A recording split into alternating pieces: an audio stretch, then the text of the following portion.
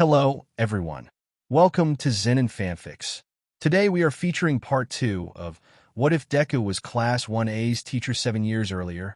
The story is written by BannTheMann on Wattpad.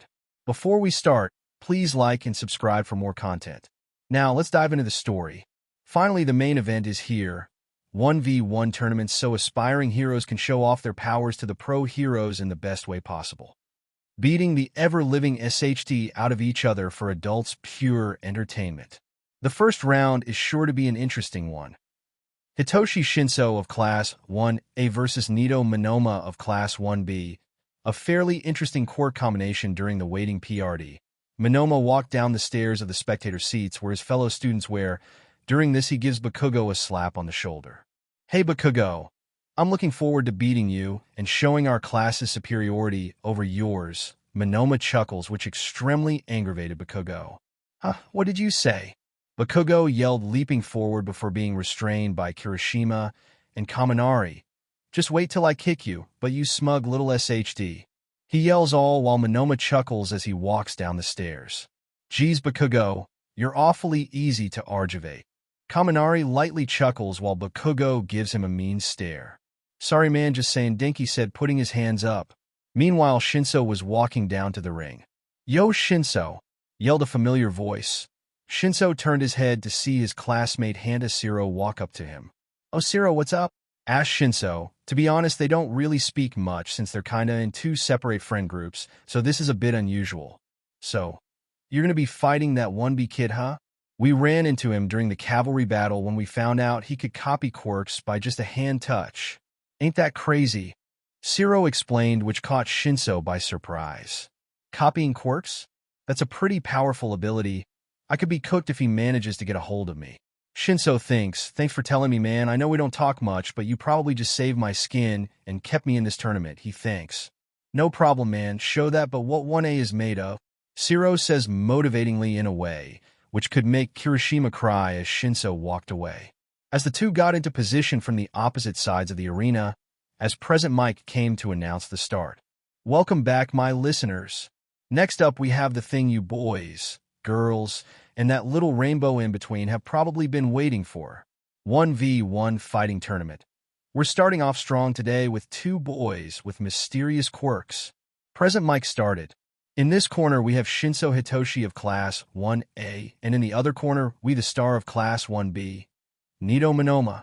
Present Mike entrusted them to the crowd as they went wild. Shinso scoffed at the whole thing while Monoma remained smug, as if knowing that he already won somehow. "Now, let the match begin," yelled Present Mike as suddenly, to the surprise of everyone, Aoyama suddenly lunged forward using explosions to propel himself toward Shinso. "What the? That's my SHD," he yelled as he realizes that slap on the shoulder wasn't just to mock him, but also to copy his quirk. "Dude, totally uncool," Kirishima yells from the stands. "Yo, isn't that against the rules?" Kaminari replies as Siro and Mina could only shrug their shoulders. "I don't think so. Nothing in the rules really says you can't copy someone else's quirk before using it against someone," said a familiar voice as all the students turned their heads to see their teacher Midoriya sitting down a row back from them holding two flags saying, "Go Class 1A," as everyone looks in cringe or shock. "Midoriya-Sensei, how long have you been here?" Mina yells, her eyes looking as if they poked out like a cartoon. "I've been here the whole time. I'm surprised no one looked back. I decided to hang with you guys because all the teachers are so boring," Midoriya chuckles. Meanwhile, Shinso stood frozen in shock for a moment, but quickly he put up a stance preparing for the incoming attack. Monoma grins as he pulls his hand forward, charging an explosion in his hand. He smirks as he lunges his arm forward about to hit Shinso with a point-blank explosion, but suddenly Shinso caught his wrist, and the explosion went off behind them as Monoma looks with wide eyes. "Should have known you would do something like this, and yet you charged at me like an idiotically and predictably." Shinso grunts, tightening his grip on Monoma, and suddenly he lifts Monoma and slams him onto the concrete ground with him yelling in pain as the crowd went wild. "Oh, it looks like Shinso Hitoshi of Class 1A has made his counterattack," Present Mike yells as meanwhile Aizawa looks down at Shinso's impressive skills and smirks, realizing that the training paid off after all. Flashback to the first week of UA. Izuku and Shisno are walking in the hallway together. "So Midoriya-Sensei, who is this guy you say is so much like me?" Shinso says, following his teacher. "Oh, you'll love him. If the ages lined up, I would totally think you were his secret love child, but then I would be thinking like Todoroki." He chuckles as he imagines back to a 10-year-old Todoroki, calling his 17-year-old self All Might's secret love child while proclaiming that he'll surpass him. They finally made it to the room. Midoriya opened the door and suddenly vanished from Shinso's side, and he suddenly appeared next to the mystery figure. "Shinso, meet my former teacher and totally bestie Shota Aizawa, also known as the Underground Hero. Eraserhead. Isn't that cool?" he says, putting his hand over Aizawa's shoulder, while Aizawa just grunts and sighs as he realizes that he has to deal with Midoriya's antics for at least another 3 years. "We aren't friends," Aizawa says, irritated by his former student's pretense. "Huh? But we totally are," Midoriya says in childish shock until he is pushed away by Aizawa. Izuku dramatically fell to the floor with that simple push. "Anyway, is this the kid you were talking about?" he says, looking Shinso up and down, seemingly not impressed. "I was about to say the same thing about you, honestly," Shinso replied in the same way. Meanwhile, Midoriya is trying to hold in a giggle as the two act and look the exact same. There was a silence before Aizawa broke it. "Deku told me you had potential with your brainwashing quirk, but you lack any physical abilities to exactly be a hero. From here on, we will be doing special training sessions to increase your strength, reaction speed, and martial arts skill," Aizawa states to the utter surprise of Shinso. "Just don't expect that he'll treat you any differently just because we have similar quirks, alright?" Aizawa said, trying to maintain his harsh personality. "What did you think he would do? Adopt him in an entire classroom like a AO3 fanfic? Heck, I'll try helping you on the physical training bits if I have the time." Yes, of course, that would be great." Shinso nodding, still trying to process that the top underground hero and number 3 pro hero was taking interest in him. Back to present. "Whoa, did you see that? How the hell can Shinso do all of those crazy moves?" Uraraka said, shocked from the stands, while Izuku smirks up at Aizawa from the presenter booth. "From the best," Midoriya says, smirking as they get back to the fight. Monoma felt like he was hit by a truck by the way Shinso had thrown him onto the concrete, feeling as if he fell out of conscious for a split second. He refused to be taken out that easily as he suddenly shot an explosion at the ground, elevating him up and causing him to headbutt Shinso, causing them both to be sent back a bit, letting them both have a breather. Monoma panted, wiping BLD off of his mouth. "This guy is more than meets the eye. I charged at this guy faster than a mock jet, and he was still able to react and overpower me. I thought his quirk was just brainwashing. He knows he should avoid speaking to him if he doesn't want to get brainwashed, as he heard about his fellow classmates about his gimmick." Shinso, while similarly panting, smirks. "What's wrong? You were chatting your butt off earlier about Class 1B superiority, but now you can't even speak back at me." Shinso chuckles, tiring to provoke Monoama into slipping up. The affections of Shinso's provocations were clearly having an effect on Monoma. If he could, Monoama would be calling Shinso a whole lot of things, but if he wants to stay in this competition, he better keep his mouth shut. "I better act fast. This quirk isn't going to last much longer," he said as suddenly he manifested an explosion in his hand and hit it against the floor, causing rubble and smoke to go everywhere, which made it pretty hard for Shinso to keep a lock on him as the arena is covered in smoke. Shinso tried to cover his eyes from the smoke, but around him he sees the arena being turned into a smoke field as Monoma zoomed around the place and created more rubble and smoke to cover his movements. "The smoke, he's trying to confuse me and catch me off guard with a surprise attack." Shinso thinks in panic, trying to look around to see any glimpse of Monoma. But Shinso caught himself. No, he won't fall into Naito's trick. He has to remember his training when faced against impossible odds. Shinso closed his eyes.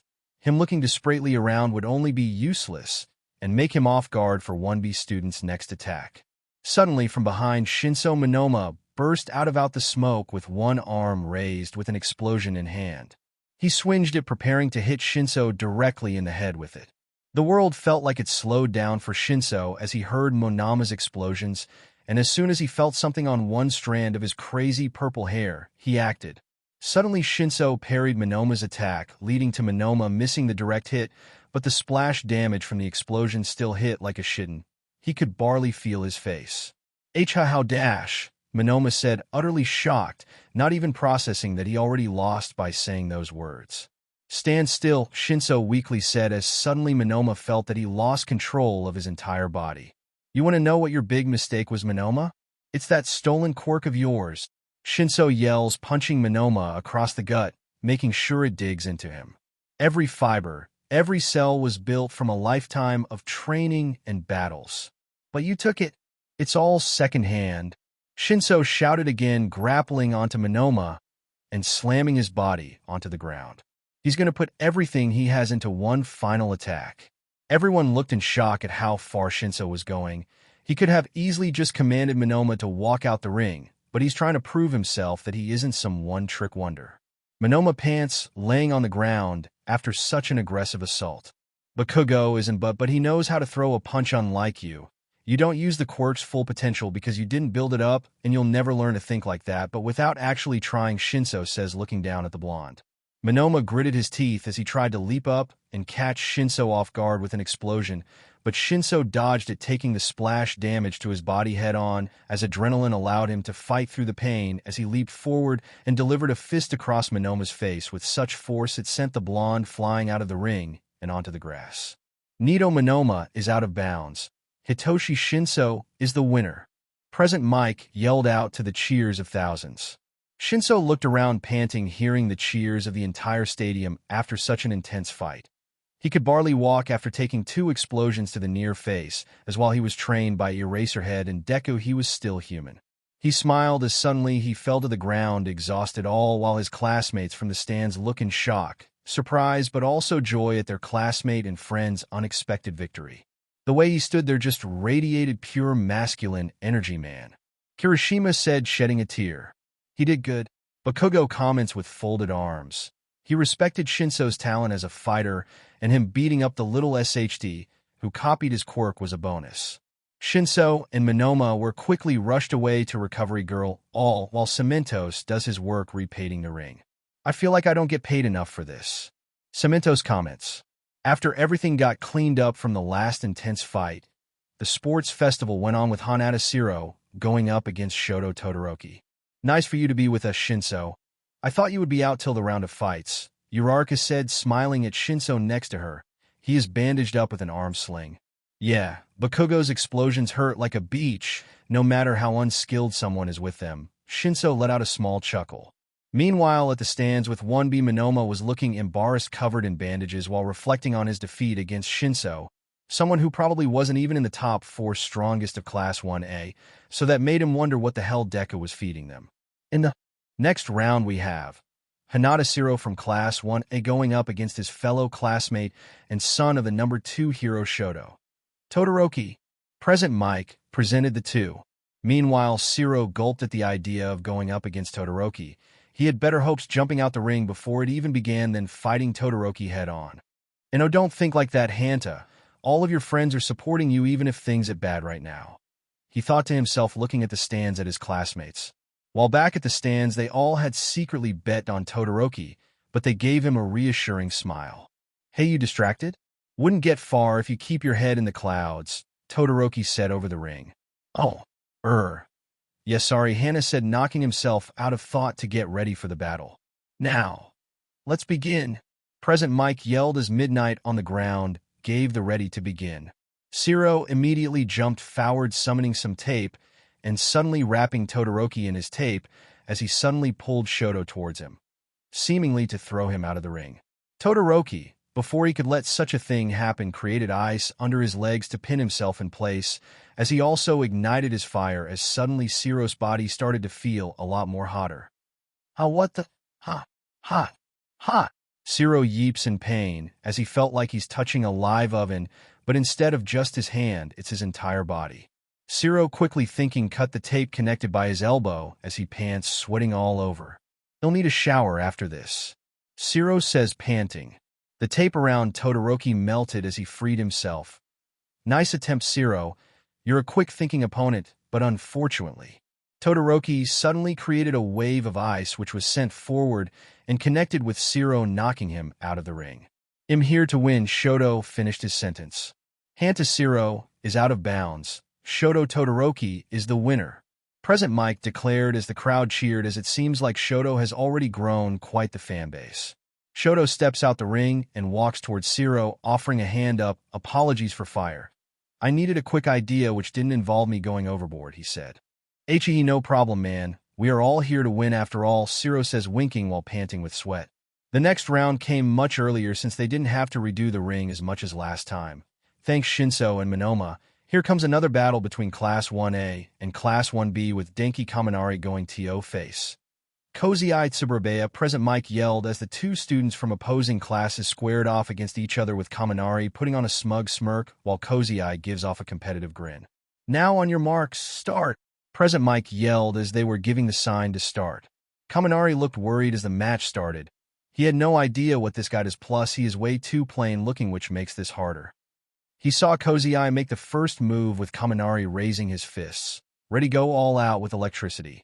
Cozy-Eye suddenly jumped in the air and put his hands over his mouth as suddenly a giant bubble appeared Kaminari and captured him in the bubble. Ah. What's going on? Let me out, dude, Kaminari said, banging on the air bubble. Hey, that's right, I can trap people in air bubbles, and even better, it's pretty indestructible. Midnight-Sensei, can you give a 10-second countdown? Cozy-Eye asked over to Midnight. Oh, of course, sweetie one. Midnight started counting down, all while Class 1A from the stands cringe at such a potentially simple defeat. 2, 3, 4, 5 Midnight suddenly stopped her counting as she could see something happen to Kaminari in the ball.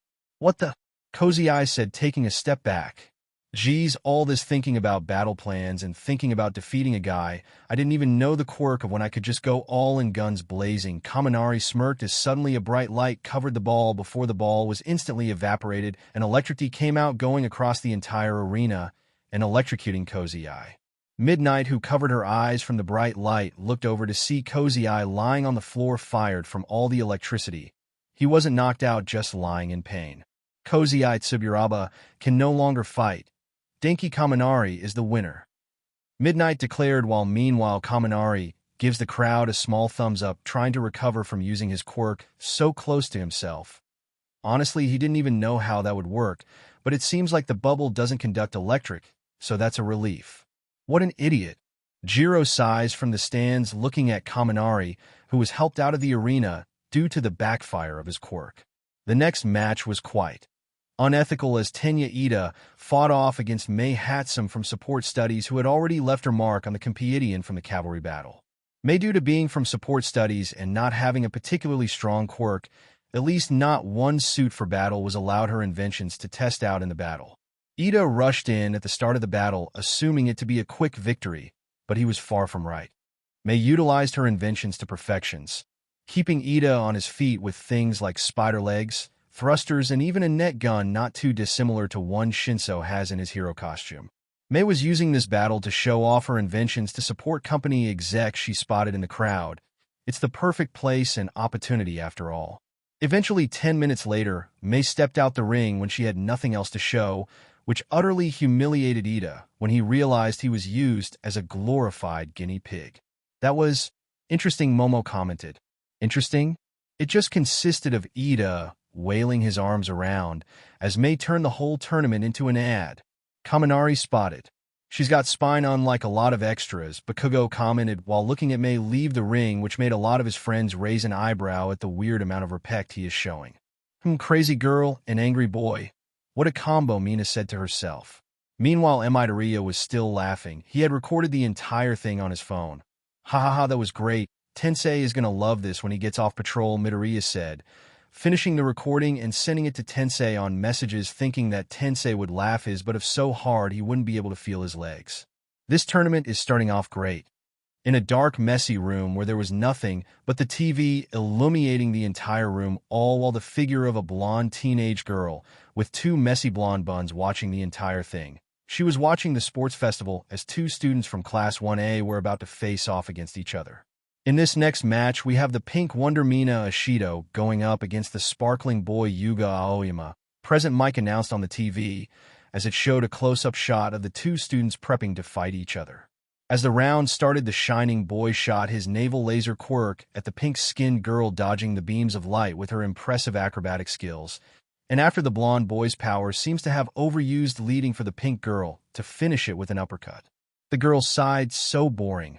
She said, sinking her head onto the couch pillow with bags of empty food, until suddenly she could hear the lock on the door go, as it suddenly went undone, revealing Shiggy. She smiled, jumping off the couch to run and hug the tall man. Big bro, you're finally back. Did you get the snacks? She said excikedly. Shiggy chuckled in a much depper tone than his usual high-pitched voice the League of Villains had been used to. Oh yeah, I got them all right, he says, taking the hoodie off and removing the hand mask to reveal Tenko Shimura with his long, messy black hair and signature red eyes. Also, look what I managed to get at the league base for you, Himiko, he says, pulling out a test tube of BLD, which made Himiko's eyes flash even golder than before as she snatched it out of his hands and started drinking it up. Geez, not even a thank you? Can you at least help dye my hair black again? Tenko asks. All right, Toga says, watching the TV. He smirks, walking in and dropping the bags of food down, and looks at the TV to see that the sports festival is on. Oh, I forgot the sports festival is on. You know, plays fourth there once, right? He chuckles. Himiko stops her drinking of BLD. No one gives out medals for a lame fourth place, plus that was like 6 years ago. She said with the words hitting hard for Tenko, as if he took minus 9,999 damage from one of his JRPGs and nearly fell off the couch. Ouch! Tenko said, recoiling from the pain of being called lame by his little sister. He smirched, regaining his composure as he looked on the screen to see a bird guy and a girl with a black ponytail walk into the arena. You know, I'm just surprised you watch all of this stuff. Thought you hated heroes? Tenko asked teasingly. I do. I'm just so bored when you're not around. Especially after you didn't let me keep those cats, Toga says, trying to defend herself, semi-embarrassed that she has to admit that, which made Tenko chuckle. You wanted 23 cats, Toga. I didn't want to turn this place into a cat sanctuary, Tenko joked. They have come a long way. Flashback. Some years ago, walking the empty streets in the late afternoon, as it looked like the sun was setting, was a young Toga coming back from another horrible day at school, as she was forced to be someone who she wasn't and suppress her urges. The them in question being her parents, who despised and heavily punished her for being who she is, someone who wanted to spread love in her own way.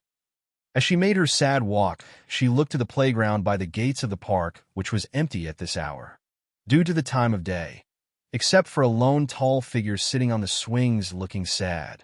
The teenager, who looked no older than 17, had long white hair and was in a black jumper and bottoms, which Toga had honestly found kinda goofy and funny. Out of sheer interest, she walked into the park entrance and walked up to the stranger. Hey, are you all right, mister? Toga asked, looking at the man. The man was honestly surprised by the girl who had just come up to him. Whoa, I didn't see you there. Didn't your parents ever teach you not to talk to strangers?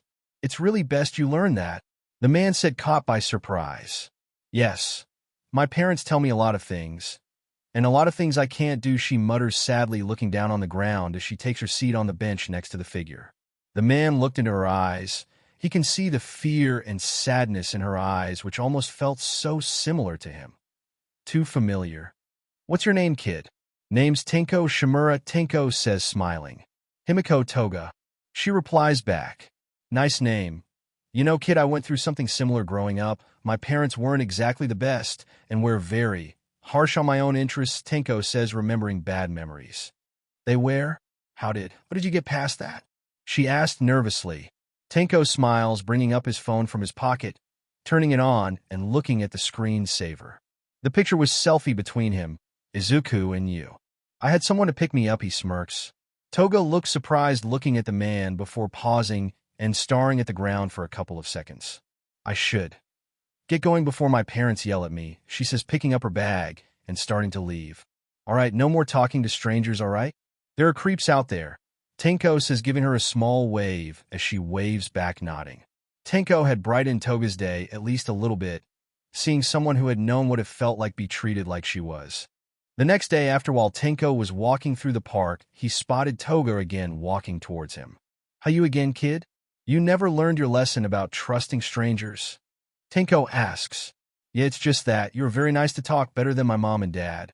Toga says almost embarrassingly, which made Tenko pause before sitting at the bench they met on yesterday. Well then, as your new therapist, apparently, Lay it out on me, Tenko says, chuckling a bit, stretching his legs out and putting his arms behind him. Over the next couple of weeks, Tenko and Toga had met each other by the benches after Himiko had came back from school. She didn't have much time due to her parents' time deadlines, but they engaged in more talks about their interests, hobbies, and most importantly, how to deal with having a villain quirk. They even got time to play games together. Tenko even let her borrow his DS so she can play Nintendogs, which Toga had grown quite accustomed to. They were the highlight of her day in a place where she could be herself. Eventually, this started to make her more confident in presenting her real self to others instead of putting on some stupid mask. However, one day changed everything. Kids were playing soccer in their physical education class. It's called football, by the way, Americans. Outside on the bright green grass, the sound of whistles and children shouting covered the area. A boy dribbled the ball through multiple people on the enemy team until delivering a powerful kick onto the ball, shooting it towards the goal. But unluckily, a boy was in the way, and the ball made impact, which made the game stop to a halt as they went to check up on them. Amongst them was Toga, who went to check up on the boy. "On my head!" the boy cried out. They further checked and saw the head was bleeding through his messy hair. Toga first had a look of worry before looking at the injuries and smiling. "Oh, did you do all that for me?" She smiles with her fangs out, with the boy looking up at her scared as she leaned. Safe to say, Toga was sent home immediately for the event, and back in the Toga household it wasn't good either. "What the hell were you think, Himiko? Haven't you been listening to anything we have taught you?" her father yelled at the crying girl. "I'm sorry, I couldn't control it," wept the small girl, trying to control the waterfall of tears falling down her face. The mother sighs. "We keep trying, honey, but you just won't stop," she said with disappointment, trying to hide her anger, but inside she is as angry as her husband. Why? Why won't you love me for who I am?" Himiko yelled out while ugly crying, using her newfound confidence from hanging with Tenko. "Who you are? Do you want to be an inhuman villain who kills people for their BLD, Himiko? Is that it?" her father yelled. Himiko stepped forward. "BBLD. It's my own way of showing love." Before she could finish her sentence, her father slapped her across the face after trying to suggest her demonic slap. Himiko fell to the ground, feeling the red hand mark on her cheek in utter shock as her father looked in disgust. Are these really her parents? She saw how all of her friends' parents showed them love, each in their own separate ways. So why was it so hard to relate and love her own people who hit her for something out of her control? Quickly she got off her knees and quickly ran to the door, opening it and running out. "Himiko, get back here!" her mother shouted, but in blinding tears Himiko didn't listen. She ran and ran. She didn't even have time to put on some shoes, so she was walking on the hard-aged road with just her bare feet until she reached where she wanted to go, where she felt safe. The park.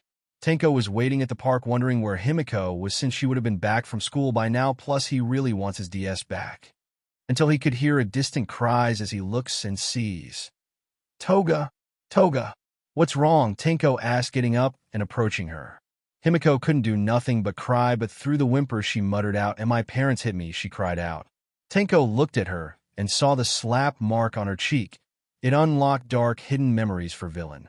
He could remember it vividly, how his father beat him when he was sulking and with the sternest look on its face. The memories could drive anyone mad, especially Tenko, but right now his trauma can be pushed aside so he can help Toga with her own abuse.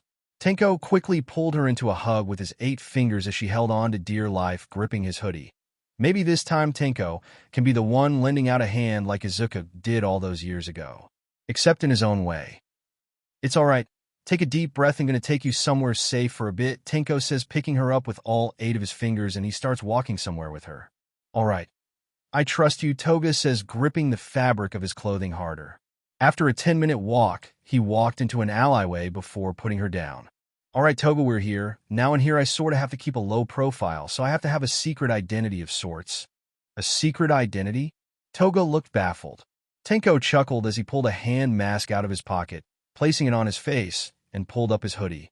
"Shiggy," Tenko proclaimed under his new identity, which made even Toga weirded out, epically with a high-pitched voice. Tenko-senpai, what are you doing?" Himiko said. "Tenko? Who's Tenko?" "I'm the clumsy but fun Shiggy," he proclaimed, striking a pose. Himiko decided to roll with it, as he opened the door to what seems to be a dimly lit bar with 2 people residing in it currently. The first one seemingly took the role of the bartender who had black flames for a face while dressed in a well-tailored suit, while the other one had a lizard quirk mutation dressed as a ninja. "Yo, Shiggy, where have you been?" the wannabe reptile ninja said. "Shiggy, did you kidnap a child?" The man with the purple dark flame said with a hint of annoyance at Shiggy's antics. "Oh no, Kurogiri, totally not. Listen, I need you guys to do me a HUUG favor and look after this girl while I do something, alright? This is Toga. She loves Nintendogs and ice cream," Shiggy says with his arms on Toga's shoulders as she gives them a small wave. Kurogiri sighs, placing his hand on his head. "Fine. But if this child breaks or does anything crazy, it's coming out of your league allowance," he says in a tired tone. "That's great. See you, son." Shiggy chuckles, skipping out of the door like a child. "Where does he even go off to?" Spinner asked. "I have no idea," Kurogiri said, sighing, as Kurogiri poured a glass of orange juice for Toga, who started drinking it sadly, still thinking about how her parents treated her. Back in the Toga family household, the two parents paced across the living room floor. "It's already getting dark. She usually comes back by now," her mother said, staring out of the window. The father sighed. "She always comes back, but something feels different this time," he says, staring down at the floor. The mother grunted. "I just don't know how much longer I can handle this. We keep trying, but she keeps denying everything we try, and eventually she will grow up to be some monster." The father sat down at his chair. "Maybe it's better that she ran off somewhere." "Oh, you would like that, would you?" A sudden voice catches the two parents off guard, the father jumping out of his seat to stare at whoever came into their house. The figure came out of the shadows, revealing Tenko, removing his hoodie to let his long, white hair roam free. "What the F are you doing in my house? And what the hell do you have to do with Himiko?" yelled the father, taking a defensive stance and protecting his wife. "Oh, me? I'm a good friend who's been looking after her, while you sick freaks have been enjoying the good life. Admit it, you notice how she takes longer to come back from school because you wanted her out of your lives. She took longer because she felt safe from the sick child abusing shits like you 2-inch," he smirked, walking forward to the scared.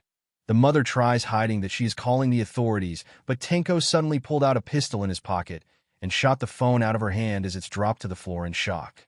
"Geez, lady, let me finish. I hate using these things anyway. I'm here to teach you two a lesson in not hurting the people I care about." Tenko sighs, throwing the gun away. "So uncivilized. What do you want?" "Money," the mother yelled back.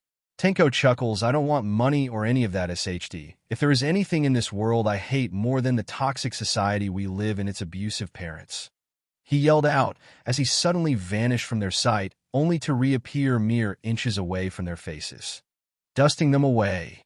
The next day, the house was found to be turned to dust. Ever since Tenko had basically adopted Toga into being his little sister, he hates being called her dad, especially since there is only a small age gap. Toga had never felt more accepted than when she was in the league. She didn't need to put on a fake face or suppress any emotions, as they were all free from the social norms. Suddenly, Tenko was knocked out of this daydream to a box of cereal to the head. "Ow. What the hell?" Tenko says, cringing in pain. "You spaced out for like 5 minutes. I gotta knock you back to reality somehow." Toga smirked teasingly. Tenko sighs. "Fine," he says as he turns his attention back to the TV. It seems like when he was drifting off, a fight had ended between the long-haired black girl and the bird dude, who seemed to have some kind of dark shadow behind him as he defeated the girl. Although the next round should be more entertaining. Alright, folks, for our next round we have Ejiro Kirishima from Class 1A versus Sun Kaibara from Class 1B. Oh boy, these two rival classes just can't stop fighting each other. President Mike announced to the crowd as the two students stepped up. Kirishima did some arm stretches while chuckling. "You know, I wanted to fight that copycat of me from your class, but this ought to be interesting," he smirks. "Yeah, I noticed you two's similarity, so I should be able to read you like a book from how much our class is trained together." Sun chuckles. "Begin." Sun started by going on the offensive, charging forward as his hands suddenly started to spiral. Kirishima quickly noticed this and activated his own quirk, hardening his arms.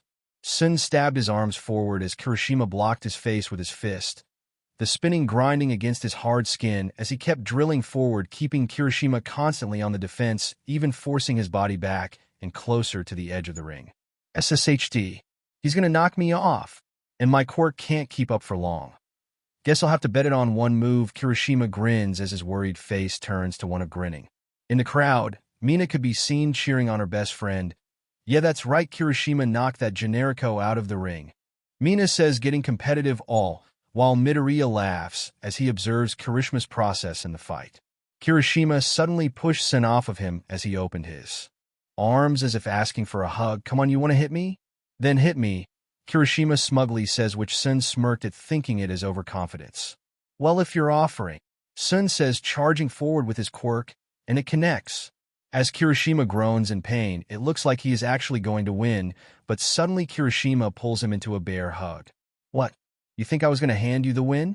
There is nothing manly about that, the fiery red teen said as he suddenly suplexed him out of the ring to the shock of everyone. Kirishima himself panted as he laid at the edge of the arena at his victory, knowing it was a risky move. Yo, I know this is Kirishima's thing to say, but that was pretty manly, Kaminari says. I mean, duh. He's the CEO of Manliness, Zero mentions. Meanwhile, Bakugo, realizing his match is up, gets up and walks away, vanishing to the halls of the stadium. Hey, Bakugo, he suddenly hears a voice behind him. It's Midoriya-Sensei approaching him in the hallway. What is it? He said to his teacher. Don't go easy on her. Give it your all, or else you might lose. Deka chuckles.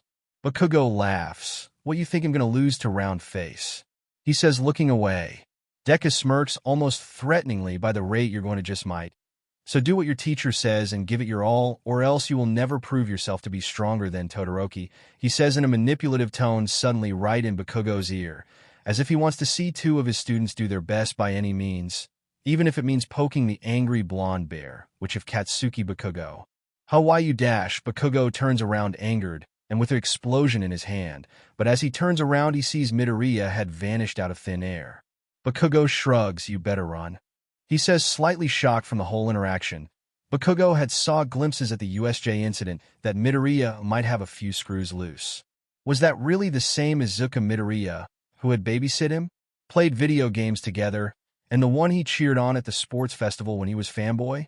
Bakugo sighs as he continued. Making his way to the ring through the countless corridors, the final battle of the first round was about to begin.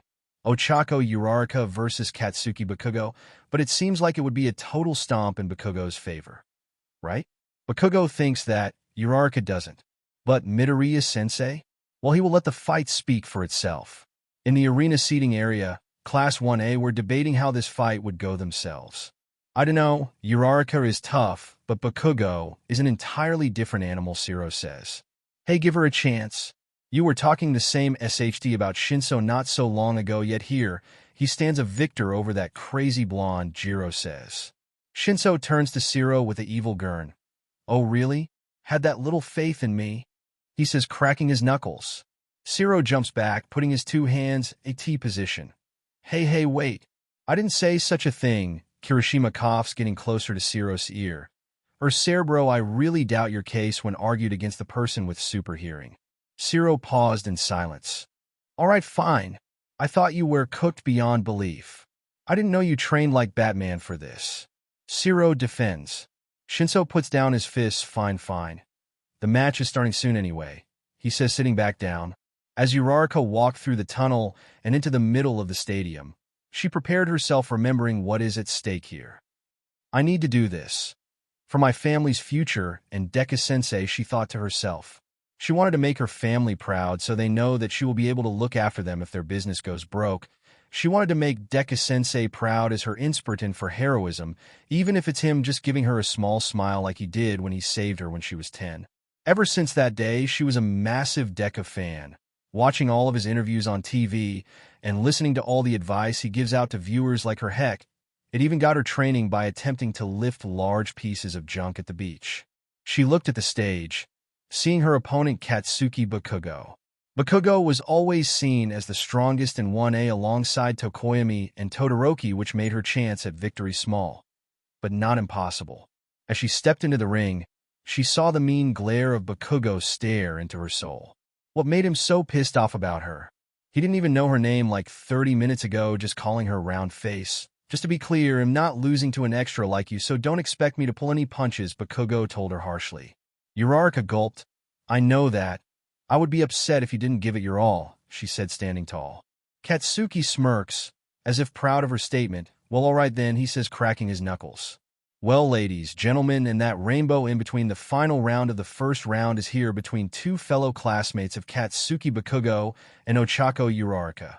This is sure to be an interesting one, Present Mike declares loudly.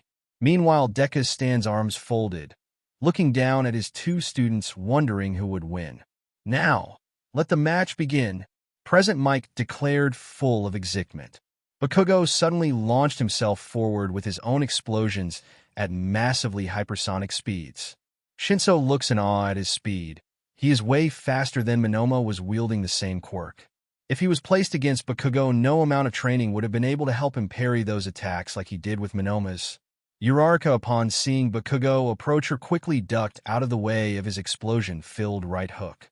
Bakugo looked surprised as he came dangerously close to the edge, but quickly put his hands forward and blew himself back into the ring, and throwing an explosion into her back, causing her to gasp at the pain, but to the surprise of everyone, she fought through it, and turned around, suddenly grabbed hold of Bakugo's hand, and slammed him into the concrete ring. But Uraraka didn't stop there, as Bakugo was suddenly levitating into the air. What the? I'm floating. SHD, she landed a clean hit on me and plans to throw me out of the ring, but I'm not letting that happen. He growled to himself, propelling himself downward. SHD. Here he comes. I got no other choice, Ochako said to herself as she levitated upward herself, to Bakugo's surprise, and both of their heads met, causing them both extreme pain as Uraraka let go of herself and Bakugo, both falling onto the concrete ring. Shit, ow. What the hell was that round face? Bakugo yelled, throwing a middle finger at her, while holding the comically large bruise on his head. Uraraka chuckled through the pain. What can I say? You're going all out, so I'm doing the same. By any means, Deku looked down, chuckling himself. While they really are giving it their all, Uraraka's holding on quite well, he said to his students. Yeah, you don't say, Teach. I didn't know she had it in her, Kirishima noted. Yeah, she's way better than me, all right, Shinso says in awe. But the real question is, how long can she keep this up, and is it really enough to beat Bakugo? Bakugo grunts. All right, no more messing around with this GG manga, SHD, he says, running forward with an explosion in hand. Ochako quickly put her arms up to defend from the blast. It hurt like SHD, but she had to fight on. She used her guarded-up arms and pulled them up to smack Bakugo across the face, sending him down to the floor, which caused her greater pain as her arms had still not recovered from the last blast. But Bakugo wasn't finished yet as he grabbed onto her ankles, causing an explosion on them, blowing her back alongside the tiles of the ring. Bakugo chuckled. You know, Uraraka, I'm impressed. You sure know how to throw a good punch, although it's not enough to beat me, he says, wiping the BLD off of his lip. Uraraka pulled herself back up, charging forward again. Come on, she yelled with a fist raised, only to be blown away again by another explosion, but she dug her feet into the ground and took it and charged again. All in the plan. What is she planning? Shoto thinks from the stands as he watches the fight, but gasps as he looks up. After Bakugo finally put her to the ground with another explosion, Bakugo looked down at Uraraka. It's game over. Uraraka lifted her arms up from the ground, her fingers shaking. I got one more in me. Release, she yelled, as suddenly Bakugo realizes something's up. He looked up and saw the falling debris, all seeming to come from the bits of the destroyed ring he caused. It was Uraraka's plan all along, and Bakugo fell for the bait.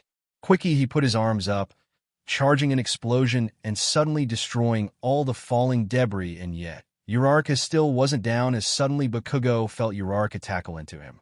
As she tackled him towards the ends of the arena, Uraraka thought to herself, I need to win. No matter what, I gotta make sure I live up to expectations.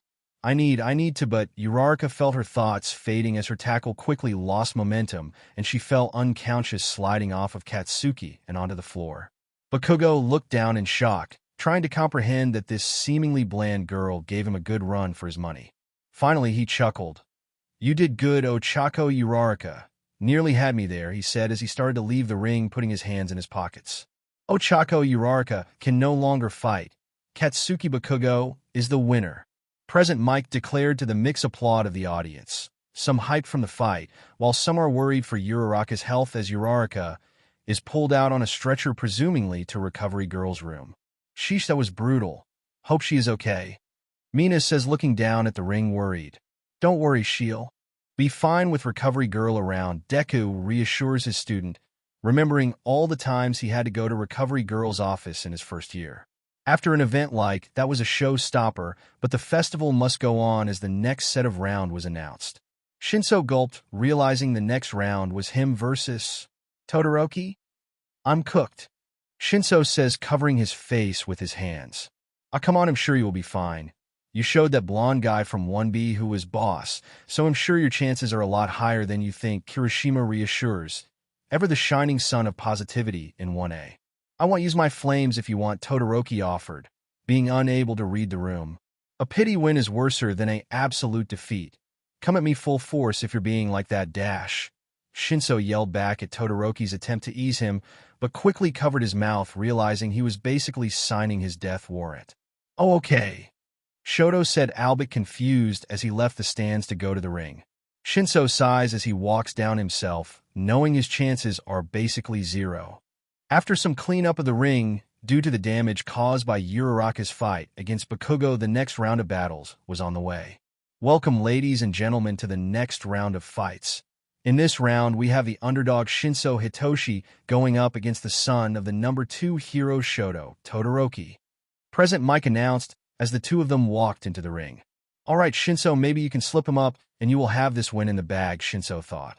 Let the match start, President Mike yelled, beginning in the fight. So, Todoroki, you still think you can surpass Deku-sensei? Shinso started speaking with a huge grin on his face, while Todoroki remained silent as they began to circle each other in the ring. Oh, the silent treatment, huh? Come on, we both saw what Deku did to that monster who was as strong as All Might. You think you could ever surpass that? Shinso mocked some more. Todoroki remained silent. Oh wait, I know your dad really hates All Might and Deku, doesn't he? Sheesh, was that why you were such a moody, but at the start of the year? Following your dad's instructor dash, Shinso's line was instantly cut off as suddenly he was engulfed in ice, which pushed him out of the ring. That definitely ticked Shoto, but Shinso was too slow to act on it as he is now eliminated. Hitoshi Shinso is out of bounds. Shoto Todoroki is the winner, President Mike announced. Afterwards, Todoroki went over and freed Shinso out of the ice. Ow! Ow! Ow! SHT. I was nearly frozen alive on some Captain America SHD. Thanks, Shoto. Sorry for saying that to you. I was just trying to find ways to win. Shinso apologized. No problem. To be honest, it was me who overreacted there. Shoto apologized back. All right, here is the next round. In this corner, we have the brother of Ingenium, Tenya Ida. President Mike presented Ida. Ida looked on in a determined stare, preparing for the tricky fight ahead of him. And in this corner, we have the lightning-type Denki Kaminari. President Mike presented Denki. So, Denki gave finger guns to the crowd, hoping to attract a female fanbase. Now, let the match begin. Start. President Mike gave the signal to start. Try and calculate this as it shocks you, Ida. Kaminari grinned as he powered up his quirk, lightning building up around him as he shot it towards Ida. The lightning came inches of reaching Ida, but suddenly, Ida's jet engine suddenly fired up and Ida was nowhere to be seen. What the? Where did he go? Denki says, looking on shocked until he heard the sound of jet engines behind him. In no way. Ida is fast, but he can't be faster than my lightning, Denki thought in that quick millisecond, trying to turn around, but he is suddenly grabbed by the waist and throws forward towards the end of the ring where Ida swings him out of the ring. Wow, did you guys catch that? Talk about some awesome speed, am I right? Tenya Ida is the winner, President Mike declared.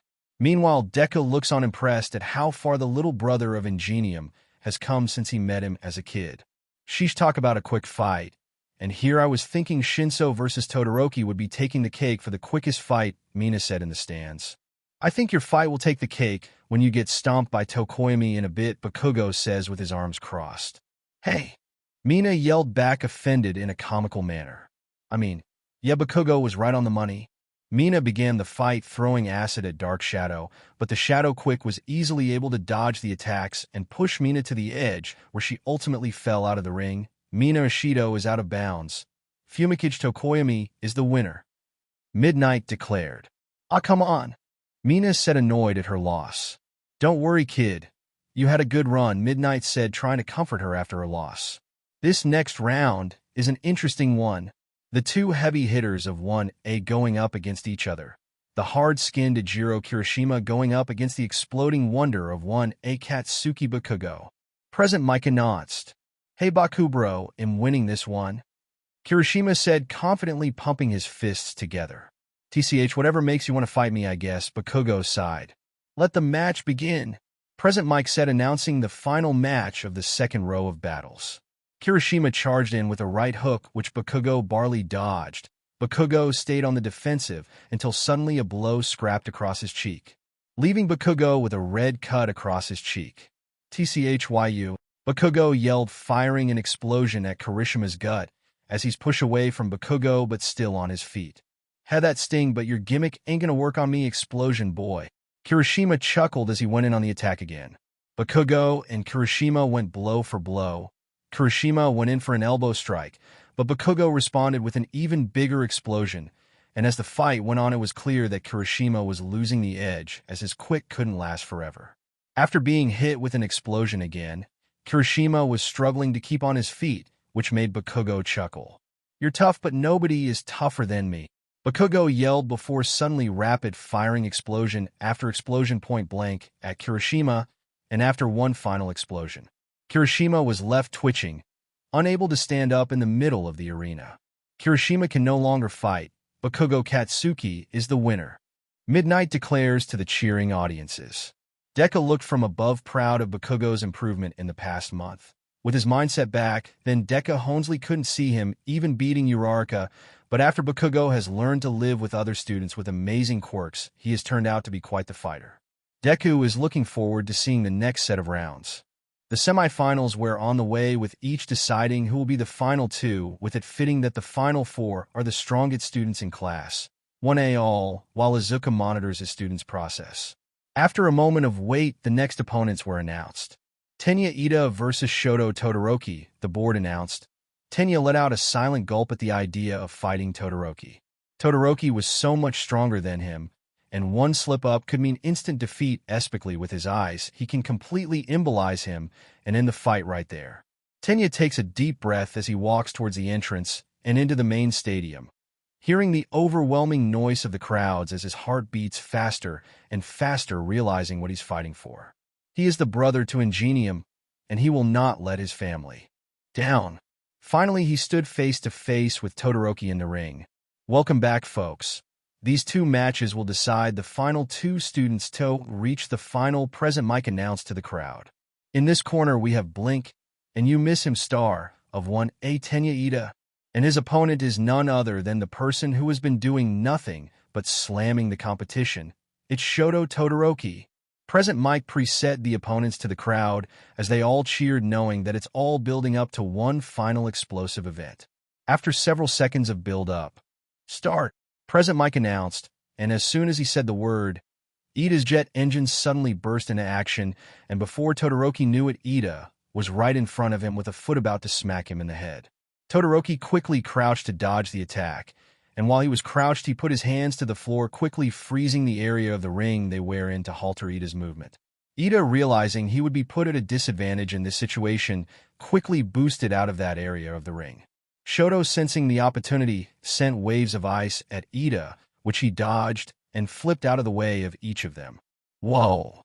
It's like Shoto is only able to keep Ida at bay with his attacks, Kaminari said from the stands, remembering his own experience trying to tag Ida with lightning. It's a battle between who can keep this up for longer. Ida can't constantly use his engines, while Shoto can't constantly use his ice without it backfiring on his body, Kirishima replies. But Todoroki still has one pretty big trump card in his deck, his flames, Shiro mentions as they all look down at the battle. After Shoto stopped firing waves of ice at Ida, he suddenly realized he lost trace of him, and the ice is the perfect cover for Ida to hide. But that was when he heard the engines of Ida's quirk from behind. Could it be? He was using the waves of ice as cover to launch a sneak attack.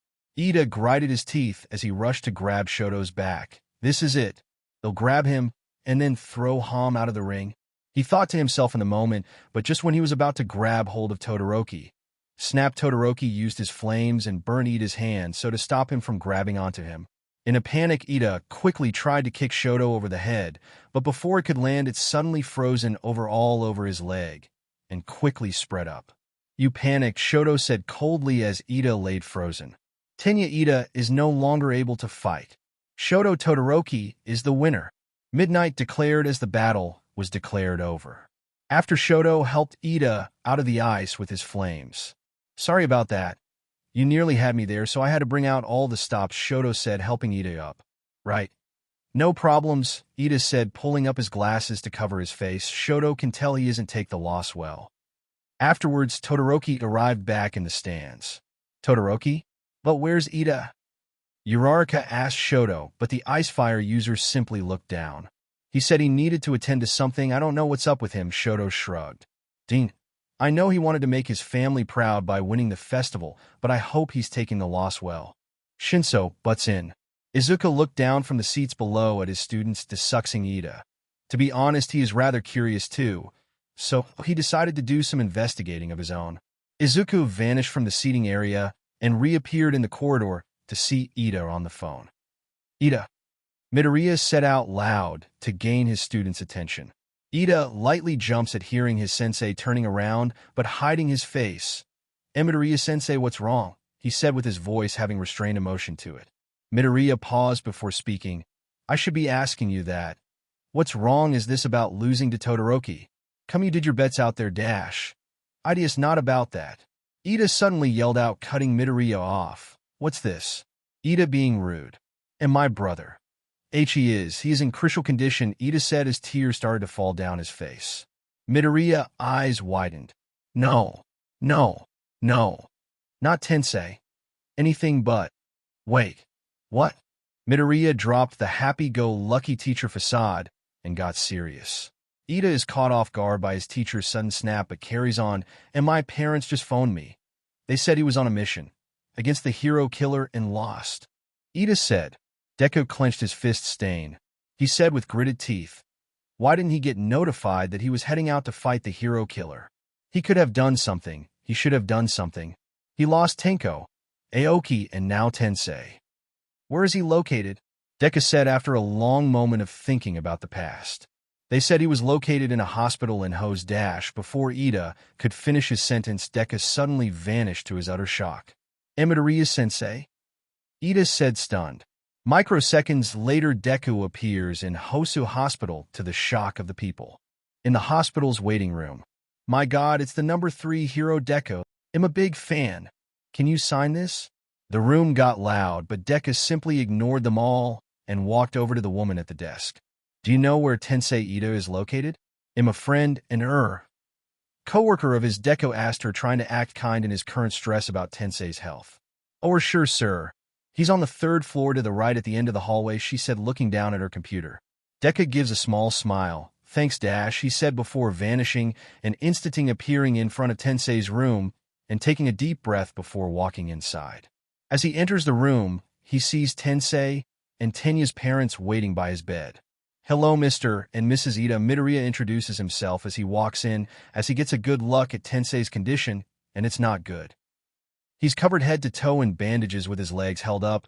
Seems like the hero killer did a lot of damage there, which only made Deku even more angry about himself and what actions he could have done. Oh, Midoriya, I'm glad you came, Tensei's mother said, going to cup Midoriya's hand. Thank you for making it. I know you're a busy man as the number 3 hero. I'm fine, Eve got plenty of time. I just got the news and I just want to see how my friend is holding up. Midoriya gave her a smile as he walked up to Tensei. He's been unconscious since they found him. If they hadn't reached him any earlier, he would be dead. He's on life support right now, fighting for his life, Tensei's father said, putting a hand on Izuku's shoulder.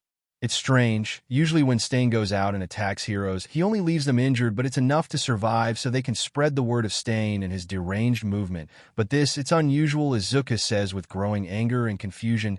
I just wish they told me. No. They should have told me. I could have easily been there to stomp the BannTheMann killer. It's not fair, he said, gripping the desk nearby and causing a small crack from where he was holding it. It's all right, Midoriya. I'm sure Tensei would understand. Tensei's mother tried to reassure him. Thanks, Midoriya gives a weak smile. Some hours pass, and Midoriya is sitting in the waiting area. He wanted to stick with his friend and he isn't giving up on him. That's until he heard someone call his name.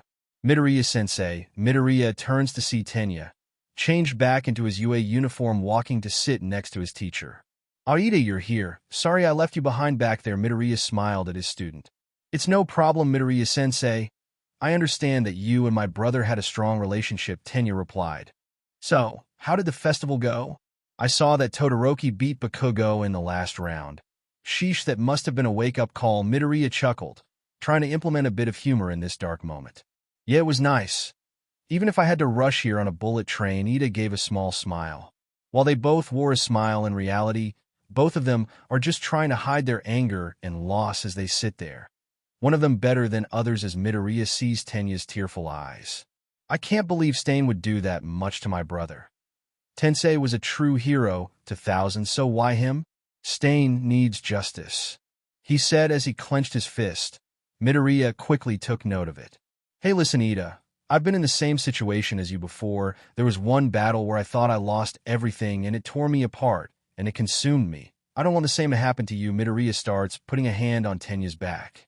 I really hope Tensei makes it through. Just remember that me and everyone at UA are supporting you through this, alright? Midoriya gave Tenya a smile before getting up and walking away. See you in class, Tenya, he said, giving a small gesture from behind before vanishing from his sight. That's when Ida realizes something about his sensei. Deku carries the mantle of a teacher, the number 3 hero, title of the strongest hero, and all of that trauma, and yet, he still wears a smile for everyone around him, even if it isn't a genuine one, and believes the best in people despite everything. No wonder his brother always looked up to him. Flashback 6 years ago in a quiet park, a young Tenya Ida prepared to show off his training to his older brother and Izuku Midoriya, who was interning under Tensei at that point. Older brother and Midoriya-chan, I will show to you the results of my training by running across this park in record timing, the young Tenya said. Tensei chuckled. All right, Tenya, I got the stopwatch right here, he said, holding up the stopwatch. Yeah, do your best, Izuku said, giving a small smile. 3, 2, 1, go, Tensei yelled, and with that Tenya shot off, causing a cloud of dust to be left behind. BannTheMann, I think he might actually set a new record for himself this time. Tensei smiled, happy to see his brother's process as he stared at the timer.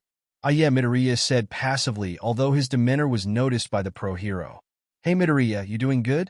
I didn't want to talk about the whole Tenko incident, but I can notice you become more and more distracted when we are on patrol and slipping up, Tensei asked concerned, not in a teacher-student way, but just as two friends. Oh sorry, it's just not felt the same without Tenko and Aoki. I've been trying to get more into hero work and training recently to try and fill that, but still. Midoriya explained as he looked down at his hands. Notable scars on it from so many battles fought. But there is something else in there too, from his epiphany against All for One, his new mantle as the strongest hero of all time, and his newfound duty to make a change in hero society. Tensei nodded. I can understand and respect that, Midoriya. I don't know many students or heck even seasoned pro heroes who can still be an active hero despite everything you have been through. I know you're strong and all, but honestly, the real strength comes from your will to carry on, but just do me a salad and get someone to talk to every now and then, alright? Tensei finishes with a smile. Deku is caught by surprise by the response, but smiles. While you sure do know how to make a speech, you should speak at colleges, he chuckles. Tensei shrugged.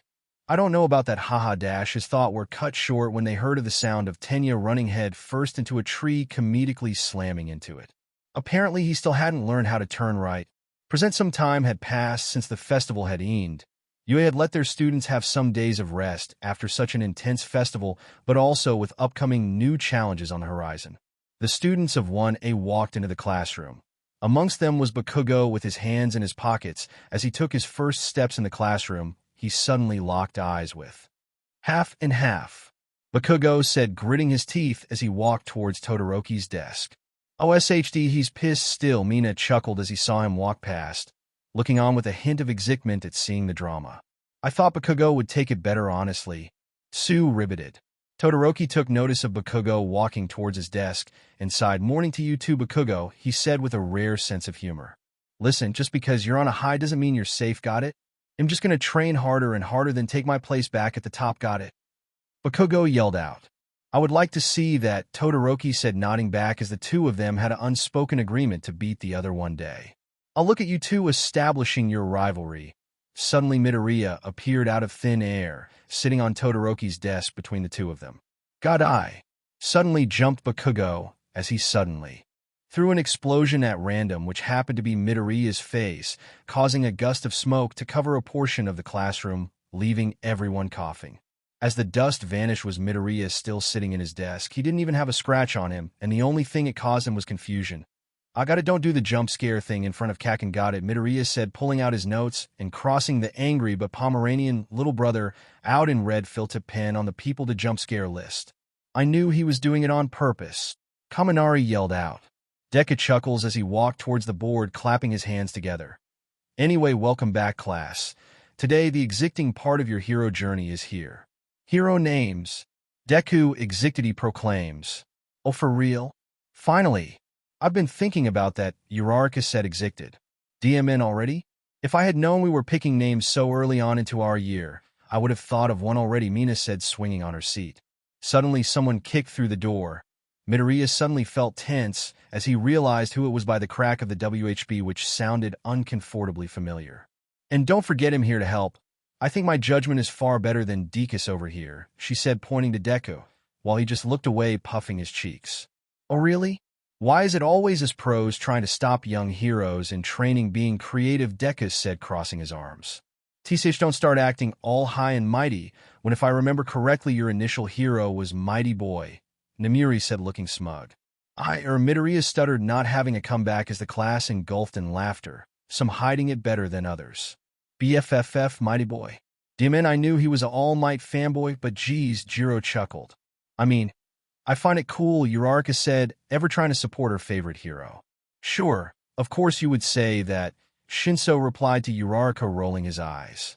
Deku shook his head and clapped his hands together. NYWAYS. Let's get back to the point. You will come up and show your hero names one at a time. Remember though, once you pick a name it sticks unless you find an opportunity to change it, Deku said to the class as they all started scrambling for ideas.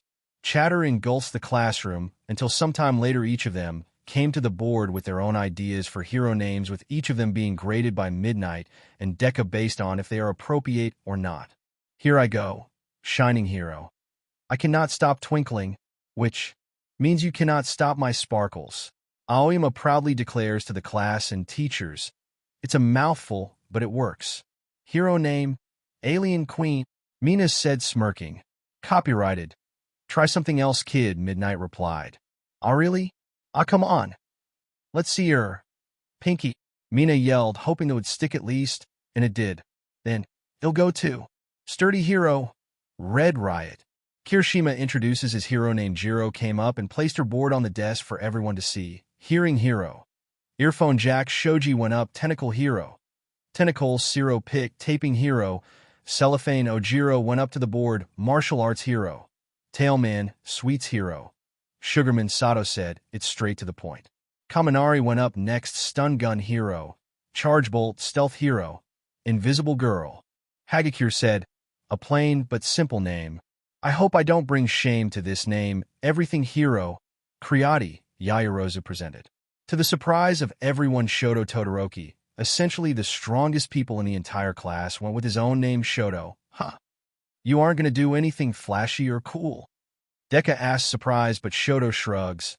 I like my name, so we'll use it, Todoroki said plainly, which Deku and Midnight just shrugged and went along with. Ain't nothing stopping him from doing that anyway. Tokoyami, ever the emo picked, Jet Black hero. Tsukuyomi, fresh picked hero, Grape Juice. Mineta said, with only his hands visible due to him lacking the size to stand up there, although he wishes someone gave him a stool or something. Koji Koda shyly went to the front of the class, clearly having stage fright, not saying a word, only putting up a sign saying, Petting Hero. Anima, Bakugo was up next, and it was what you would expect, King Explosion Murder, Bakugo said, gritting his teeth and giving his classic death glare. A bit much for my taste. Midnight said, not impressed. Yes, sorry Kaken, better luck with a better one, Deku said, trying to motivate his little brother figure. Got what? It's perfect, I say. Bakugo yelled before scruffling his board, coming up with a new name called Lord Explosion Murder. He yelled even louder. That's not even remotely better, Deku and Midnight said in unison. Finally, the last but not least Shinso Hitoshi went up. This dawned on me about a month ago, so I'll use it, he said, placing the board down for everyone. Hypnosis hero. Nighthide, the board declared while he wears a small smile. Midoriya smiles from the side, proud of his student's growth. Yeah, I think that suits you perfectly. Didn't kid you, and Aizawa should get a DNA test or something, Midnight said, chucking. EW no. Shinso said, disgusted. Who in their goddamn mind would want Aizawa to be his dad? Deku faked a cough.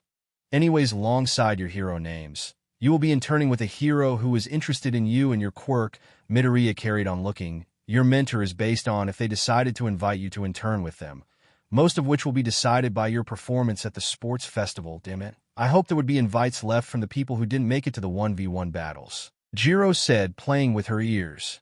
Hopefully my performance doesn't damage my chances, Momo said, looking down, remembering her humiliating defeat. Come on, you guys. No need to be all gloomy. I'm sure we will all find the perfect hero to train out skills, Uraraka said in a sudden burst of energy. It's like if a sudden pink aura surrounded her, as she pointed a thumb to herself. That's Vegeta's technique. Whoa, how does she do that? Mina said, caught by surprise. I don't know, Shinso replied, although he really liked her confidence. Eventually, the amount of Pro-Hero draft results was revealed, and it wasn't really shocking who got the most. Shoto Todoroki 4, 745 Bakugo Katsuki 3, 134 Tenya Ida 501 Fumikage Tokoyami 356 Ochako Uraraka 289 Shinso Hitoshi 157 Momo Yairaza 123 Whoa. I didn't think I would get this much, Shinso said, looking at how many pro-heroes want to help train him. Momo herself was caught by surprise by how many heroes wanted to train her too. Indeed, pro-heroes are always trained to have a keen eye for talent after all, she thinks. After some class discussion, Kaminari was about to ask some questions. Hey Midoriya-sensei, how long do we... Wait, why are you dressed like that? He said as the class looked on as Midoriya was dressed in blue shorts, gray Hawaiian t-shirt, and sunglasses. Oh yeah, I was about to tell you all that I'm going to be gone for the next week or so, because he'll be in America on some super special hero stuff, Midoriya proclaims as suddenly luggage appears in his hands. Huh. Then, who is going to teach us? Kirishima yells in confusion. That. Midnight's covering for a bit, but he'll see you guys when you get back from your internships. Good luck. Midoriya waved to his students before suddenly vanishing from their sights. What a weirdo, Jiro said, looking on in disgust. Instantly, right after vanishing from the sight of his students, Deku reappears, but instead of his traditional city of Mizudafu, he was now in the hot temperature and streets of California? California sun. How you burn my skin off and cause forest fires, Midoriya said, taking in the unique heat and feel of the United States compared to Japan. He's been here a couple times now due to training and hero work, but this one feels a tad bit different than usual. Midoriya quickly put all of his stuff in his hotel room and getting properly dressed before heading towards a hero agency building which stood above the rest in its size and width. Deku walked into the building and into a waiting room with a woman waiting at a desk. Hey, excuse me, is Bait here? Deku says, walking up to the lady. The lady takes a quick second to notice who he is as she suddenly jumps. Yes, Deku, sir, she is on the next floor to the left, she said with a slight stutter, clearly a bit new to this job. Midoriya nods, thanks, he says before heading up. Upon staring at the blank brown pane of the door, he opens through the handle where he sees a familiar face. Someone who he can call a friend. Someone who helped him through a dark time, and someone he can say is near his level when it comes to power and abilities. The woman turns around with a big smile on her face. She is tall even for Deku, who is himself pretty tall for Japanese standards, with long blonde hair, which seemingly defied the laws of physics. Her smile became as wide as All Might's as she saw who it was. Hey Izuku, my little bro, long time no see, she said, walking to come and greet her friend as it's revealed to be none other than Stars and Stripes, the #1 hero of America. Star and Stripes suddenly rushed forward after seeing Midoriya standing there as she all of a sudden embraced him, a large bear hug, pulling him up and holding him tightly. It's been so long. How has my little bro been? She says, laughing. Ouch. Yeah. Missed you too, Deku says, feeling the tight knees in her grip. Oh, whoops, sorry man, she said, dropping him to the floor. Deku got up, rubbing the back of his head. Yeah. This is some of the few instances where I'm free from teaching for a whole week, so I decided to spend it with a good friend," Midoriya chuckled. "It's fine. We're all busy nowadays with our own stuff. I'm just glad to have you here," she said, putting a hand on Izuku's shoulder. "So what's up first? Want to grab some food?" she asked. "I don't know, aren't you on duty around this time?" Izuku asked. They both paused, posturing what they can before both of them got the same idea. Both is good, they agreed to each other, saying the same thing the exact same time as they started walking out. Food and hero work at the same time it was. Below them outside of a busy area, the front entrance of a bank exploded with hundreds running away fearing for their lives, while the police held ducking under their cars with their guns in hand. As the dust settled out, came a gang of people varying in size, with them being led by a black woman with short pink hair and a tank top. "TCH, why did the boss want us to cause all of this noise for?" "She's plenty rich enough," the leader known as Mia shrugs, but she wasn't going to say no to orders. "Hey, put your hands up," yelled an officer with him, and all of the officers pointing pistols at the group. The woman simply laughed at their threat. "Oh, new small handguns are only weakness," she said sarcastically, putting her hands up before chuckling before throwing them down. "Simon, do your thing," she said, nudging her teammate as Simon suddenly activated a blue barrier around the gang of villains. The American police, ever as trigger-happy, started to open fire at the barrier just for it do nothing. "They're oddly persistent," Simon comments as they turn to Mia. "Don't worry, I know something to give them a wake-up all. Bob, do us a favor and knock some sense into them if you know what I mean," she chuckles as he stares at Bob, the tall and muscular brute in a suit and top hat. The brute smirks as suddenly he charged out of the barrier, the bullets hitting him, not even leaving a scratch, as he suddenly charged into a police car, sending it flying into the air and crashing into a building. "Retreat!" the officer yelled as the police suddenly ran away, but Bob suddenly grabbed a police car and threw it at the officers. It seems like they were going to be killed, but just when the car was about to hit them, they braced for impact, but instead of death, they were fine. They looked up to see none other than Deku holding up the car with a hand. "Yo, you okay?" Izuku asked as he put the car to the side with little effort. "You're lucky. We were just in the area when we heard the commotion," another voice said, belonging to a woman, and it was none other than Stars and Stripes. Mia saw the two heroes letting off a nervous smirk. Well, if it isn't Stars and Stripes and what seems to be the number 3 hero from Japan here, if I know my heroes well. "Dimon, you guys must be real desperate if you're bringing heroes from Japan to stop us," Mia said. Kathleen sighs before turning it into a smirk. "Listen, kid, I would suggest you turn yourself in before me, and my friend here will be forced to give you a beatdown," she says, pointing a thumb at Deku. "Whatever, let's get him, boys," Mia yelled as she suddenly summoned 2 large pink construct gauntlets over her arms as the gang of 20 charged at them. One of them, a lanky person with silver hair, suddenly shot a large wave of mud at the two of them at massively hypersonic speeds. Izuku, seeing the attack from a mile away, suddenly put his hand on Kathleen, as when the mud was about to hit them, Deku's electrical barrier protected not only him but Stars. What the dash?" the silver-haired villain said in shock, as a lot of the other villains stopped running to look. As mud started to slide off the two of them, Midoriya and Kathleen were seen. "I'm not having you smell like SHD when we go out to eat," Izuku says, giving Stars a small smirk, as suddenly the barrier suddenly shot off all of the mud in multiple directions, including multiple villains who were stuck to the pavement due to the mud's heavy nature. "Gah, what the? I can't get up," said one woman, failing to get up from the mud. "Wait, guys, I'm sore dash." The silver-haired villain was cut off as Midoriya suddenly appeared in front of him and put one finger to his head, making him pass out and fall to the floor. Midoriya looks as he sees Stars jump into action, enhancing her strength to sprint forward faster than any of the villains could blink. "Take some of this." She smirks like a maniac as she punches the air, causing a huge wind to be produced, which knocked multiple villains off their feet. They felt like they were going at Mach 100 from how fast they were being pushed by the sheer wind, but suddenly they were trapped in black webbing. As it turns out, Deku had made a giant black whip nest which covered the entire street to trap them. Just as Stars was taking in her punch, she heard something underneath her feet, something in the ground, and suddenly one of the villains with mole-like appearance jumped out of the ground, trying to uppercut Stars with its deadly claws, but she dodged it and suddenly grabbed onto the mole villain with a death grip. "Ow! Wait, I'm sorry, please don't hurt me," the villain begged. Kathleen chuckled. Okay. What's your name? The mole villain muttered, Liam. Liam Miller. Liam Miller's skin is now made of RBB for the next 30 seconds. Stars commands using her quirk New Order. The quirk suddenly changes his body into RBB, reminding her of a particular pirate. Hell with the dash. The mole villain says as suddenly Stars puts him into a ball shape and Stars running and dribbling him on the ground towards the nest with all of the villains stuck there. Hey green catch!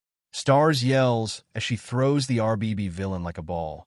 Midoriya quickly hears and jumps to catch the villain running and dribbling on the ground before jumping up towards the nest of villains, creating a hoop out of black whelp and slam-dunked the villain into it, trapping him in as the RBB which had protected him from any harm vanished. Nice work there, Stars. Now let's clean these last two up, Midoriya says, smirking, looking at the last two standing, which were Mia and Bob. Stars turned to look at them with a more serious look. I would suggest surrender. Mia exhausted at the previous attack. Stars and Stripes throughout gets back on her feet and summon her gauntlets. Ain't no way in hell. Come on, Bob, Mia yelled, climbing onto Bob's back as they charged forward at the two. Deku walked forward, stretching a bit. Let me take this one, Stars, he says, smirking as he stood still with his arms folded awaiting for the two villains. Bob, with his giant size, charged forward as he smacked onto the ground where Midoriya was continuously punching and smashing where he was. After several seconds worth of smashing, he stopped, panting as the smoke cleared, revealing that Midoriya wasn't even there to begin with. Did you get him? A teasing voice alerted the both of them as it was Midoriya laying on Bob's shoulder. Bob quickly reacted, trying to punch Deku off of his shoulder, only for Deku to vanish in an instant and making Bob hurt his own shoulder. Mia growled, looking around to see Midoriya laying on a park bench in a paint me like one of your French girls kind of pose. Mia jumped up off of Bob's shoulder with her gauntlets in hand. You think you're cute? Mia says, going to punch Midoriya, but Deku casually raised his hand and stopped the gauntlets in its tracks and pulled her arm up till her ear was near his mouth. Nah, I'm adorable, he said, gripping both of her hands before doing a backflip with her in hand and then slamming her onto the concrete floor. Deku suddenly sensed Bob come towards him, while Mia slowly got up, looking Bob in the face, as if giving him a signal to attack, as suddenly they charged forward, attacking him from both sides, yet he still blocked both of their constant stream of attacks with ease, until suddenly catching both of their fists. All right, let's wrap things up, Deku suddenly yelled as he let out a large shockwave which served as an EMP wave. The blast of electricity sent Mia to the ground unconscious while Bob was trying to recover on the ground. Deku walked up to Bob and gave him a gut punch which knocked the wind out of the villain and sent him unconscious as he walked away towards Stars, who smirked. You could have ended that fight in 1 second, yet you tried playing cool, huh? Kathleen mocked. Midoriya put his hands up like he was caught red-handed, guilty as charged. It's boring to finish the fight so early, he shrugs as the two of the Seymour police cars pull up to arrest the villains. Out of one of the police cars came out a detective wearing a long brown trench coat, but has a red question mark for a head. Mr. Midoriya and Miss Bate and Detective Conan Wilson, can we talk? The detective said, which the two of them stared at him blankly. Only if you order us some food, Kathleen said, which made the detective sigh as he turned his head to the nearby officer to tell them to prepare some food. It's going to be one of them nights. In the police station, Stars and Deku were sitting in chairs currently devouring a meal as Detective Wilson patiently waited for them to finish their meals. So, about the villains you beat, Detective Wilson started, hoping to get them to talk. Mia, Midoriya said, his mouth full of food before then swallowing it all in one go. What about them? He continued, no longer having his face full of food. Well, this wasn't just some everyday bank robbery. No, we think it's a part of something bigger, the detective went on. I had suspicions they looked familiar too, like they were part of some big organization I've fought before, Stars said with a chicken wing in hand. The detective lights up. Yes, we believe they trace back to the Black Snake organization, which is a villain group which operates in this area. This bank robbery was just a simple distraction for something bigger, he continues. We have already taken down multiple hideouts of theirs in the past, with us uncovering illegal quirk enhancement drags, which they seem to be the main supplier of in the entire state of California. Dean, I didn't know you guys had it this bad with illegal quirk enhancement here. Back in Japan, it's mostly in control, Deku adds. Stars finishes chewing on the chicken wing, leaving just a bone, yeah. But I do wonder what would be big enough for them to make a distraction this big in the first place, she thinks. Now that she mentions it. Back in Japan, inside a dark alleyway somewhere in Mizutofu, Kurojiri created portals as suddenly masked men appeared unloading boxes upon boxes of illegal quirk enhancement substances like one known as Trigger. Kurojiri and Shigi both stand in front smirking as they see a woman walk out of the portal in a large black hat, form-matching dress highlighting her pale curvy figure, and a white fur coat to go alongside with it. Well, you must be Kurojiri and Shigi. I suppose the big boss can't come to have a one-to-one, huh? She smirks. He is not a very public man, at least as of recent, so we are serving as his main representatives for the League of Villains, Kurojiri replies. Yeah, can't you believe it? The boss made me co-leader of the League of Villains, isn't that awesome? Kurojiri's totally gonna get demoted. Shigi giggles, keeping up the childish persona he has put on, which makes Kurojiri groan in annoyance while the lady chuckles at his silliness. Well then, is this enough for you boys? The woman said, smirking.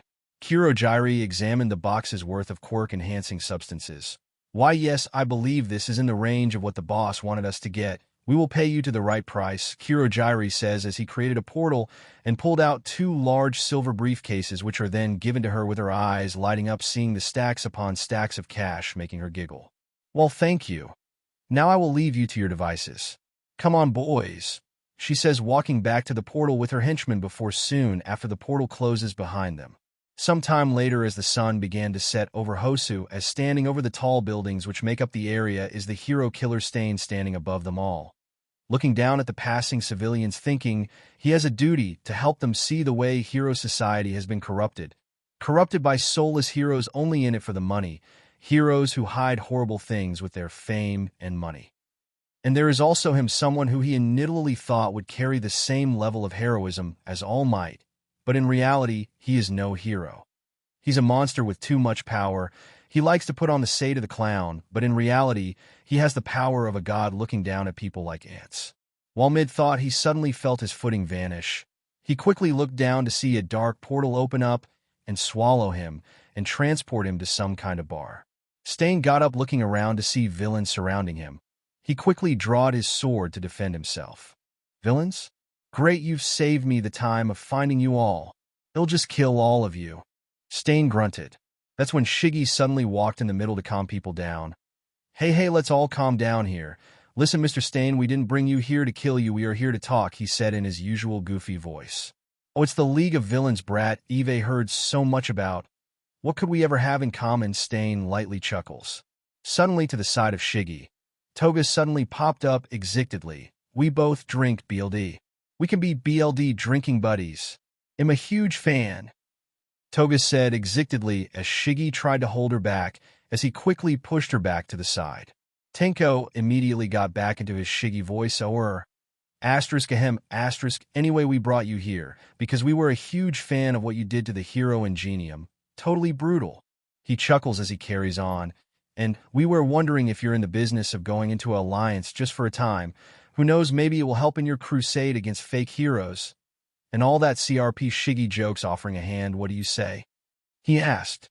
Stain looked at the hand, for fingers open, but soon after Stain got into a laughing fit. Ha ha ha. You think I would lower myself to your levels just because we are fighting similar enemies? You must be really desperate for help, huh? He smirks, raising his blade again. I don't fight to destroy and plunder. I fight and kill for a true cause like All Might. Stain yells as he suddenly vanished, as a small afterimage was all what was left until he suddenly reappeared behind Shigi, preparing to stab him. Big bro! Toga yells out to Tenko, but Tenko doesn't even react as Stain slashes Shigi, cutting him in half with a wide grin, but Shigi was just an afterimage which vanished into the air. Huh. Stain said before suddenly feeling a hand slam his face into the wooden floor of the League hideout with his 4 fingers. The silly voice of Shigi was no longer there, as the deeper voice of Tenko appeared, speaking directly into Stain's ear.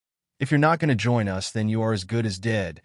These 2 fingers here is all what's stopping you from becoming dust in the wind, he said before increasing the force on Stain's head with such force Stain felt like his head was about to burst. What will be your legacy if it ends all here? Some crazy homeless man who ran around with a sword until mysteriously vanishing. Tenko chuckles as suddenly he pulled off of him and stood up. But I'm not going to do that. You are a good enough pawn, so. Do what you do best and run around killing heroes or whatever, Tenko said, turning around and putting his hands in his pockets, using a hand gesture to tell Kurogiri to teleport him back. Kurogiri himself, alongside most of the league, was stunned by Shigi's sudden power and tone shift, but Kurogiri went along with what Tenko said as Stain was slowly teleported out of the league HQ. Meanwhile, Toga couldn't help but chuckle seeing his older brother trying to aura farm as some intimidating big boss. They literally played Roblox together 2 hours ago. This isn't over, Stain said weakly, barely able to form a sentence as he was teleported back to the rooftop. That's when Stain realized Shigi was no simple villain. He was something greater and had a presence he had not felt since he met him for the first time. He would have to work harder in order to stop his dream world from being destroyed by those two men. Worthless false hero, Stain yelled, throwing the Native American-styled hero known as Native into the wall, causing intense pain. Why do you and so many other so-called heroes sleep well knowing your lies and corruption? Stain grits his teeth as he continues. Gah, he'll never bend the knee to a psycho killer. Native grunts, trying to break free, but it was all but useless against the one and only hero killer. Stain grins, pulling up his blade. So be it, he said as right when he was about to deal the finishing blow. Vroom slam, the hero killer was suddenly knocked down, slamming directly into some trash cans as he felt a jet engine kicking his face in at massively hypersonic speeds. Native was also dropped on the ground where he laid injured. Once Stain regains his composure as he gets back up on his feet as he looked at the person who kicked him. Either that kick gave him bad vision or that hero does look familiar. Hero killer, today you will pay for what you did to my brother. The hero, or at least the hero in training, is none other than Tenya Ida. Brother? Judging by the armor and hair, you must be the brother of Ingenium who has gone on a blind revenge and try to fight me, Stain says with a smirk, although inside, he can't be more disgusted at the young hero. Ida gritted his teeth, his eyes red with anger. Fight you? No. He put on his helmet. I'm gonna kill you, he said as he suddenly revved his engines and shot himself towards Stain once again as the hero killer prepared for the upcoming attack, assuming that his battle IQ would be numbered by the lust for revenge. But as he expected his foot to be blocked by his blade, he realized that he didn't hit him. He faked him out. Stain quickly turned his head to see Ida crouched on the ground, his hands on the ground as he launched both of his feet at him as if he was a horse, the cold metal boots striking him. He's fast, Stain said, surprised as he was suddenly flung into the air over the rooftops. This was no ordinary UA student. No, he must have been trained by the best of the best. Trained by him, Ida gritted his. He gets into position, digging his bare hands into the concrete floor as he charges his next attack. He knows his quirk is near its limit, so he's going to have to finish him off in this final attack. He charged up his engines to the max until suddenly unleashing it, boosting himself into the sky with his fist raised as if he was Deku. Mother, father, Tensei, Midoriya, give me strength, he yelled to himself as he went into the air and punched Stain in the stomach, sending him and the villain to the ground at Mach speed, destroying a lot of the alleyway and bits of the surrounding buildings. A smoke cloud from the rubble caused the surrounding area to be unseeable as Ida lays in the rubble of the street. Did I do it? Ida thinks to himself. He put everything into that attack. He had trained non-stop following Tensei's defeat at the hands of the hero killer and had Midoriya-Sensei help with seeing what he should do to improve his quirk and its weaknesses. Midoriya-Sensei would hate him for using that training to go out on a quest of vengeance, but he had to do it. To avenge Tensei. Suddenly a figure emerged from the smoke, revealing Stain. He was still very much awake, and now he is angier than ever. Quite the move you did back there, boy. You caught me off guard back there with your speed, but it's nothing I can't handle, especially when your punches have little to no weight to them, he says, pulling out his sword. Ida can see the shine of the blade through the fog. Going on quests of vengeance? And you claim to be a hero. Such idioticity, he growls, holding up his sword, prepared to land the blow to Ida's head and killing him. Ida stood on the ground. He felt like his legs couldn't move, and not just from overexerting himself with the attack earlier, but with fear. In reality, he never stood a chance in his quest for vengeance. Stain simply chose to play a little more with the hero in training before finishing him off. Tensei, mother, father, Midoriya-Sensei. Forgive me, Ida said to himself as he closed his eyes, preparing for the strike and his demise before suddenly. ___. At the same time, California, USA? Nothing better than a good OL tan, the hero stars and stripes remarked, laying down on a towel at the beach dressed in a bikini showing off her well-built body which made a ton of men and women stare in awe at her gains. That's easy for you to say, says Midoriya, hidden under an umbrella and in swimming trunks and a gray Hawaiian shirt. I'm usually a beach person, but Californian sun is a whole different beast, Midoriya groaned in annoyance. Kathleen let out a laugh. What can I say? Everything's bigger and better in America, she jokes, but then she noticed a change in demeanor in Midoriya. Midoriya suddenly stood looking straight up at the sea. Midoriya, what's wrong? Kathleen says concerned. Sorry I'm gonna have to dip you like this, stars, but I think one of students is in trouble. Midoriya said as suddenly he vanished right in front of Kathleen's eyes. Say goodbye, hero, Stain said as he swung his sword down at Ida, but suddenly, clang, the entire fog suddenly vanished as all of a sudden Deku appeared out of nowhere, now fully dressed in his hero costume, and teleported in front of the blade with his finger raised as the blade hit his skin. The metal blade, which has claimed so many lives, suddenly turned into a million broken pieces upon contact with his finger. Midoriya-Sensei? How did you get here? Ida said in utter shock, looking at his teacher's sudden appearance. At just a quick speed walk across the Pacific Ocean, forgot my hero costume halfway there, so I had to turn back and get changed in my hotel room. But for how I found you, he said as he reached out to Ida and pulled a green piece of hair from his ear. I knew you would probably do something stupid and totally suicidal, so I put a little tracker on you. I've trained my danger sense to such levels that I can be alerted to threats, even to locks of hair detched from me for weeks, Deku grinned. Now we are going to talk about this later, but for now, you should be interning with Manuel, he said as Ida suddenly felt his surroundings change.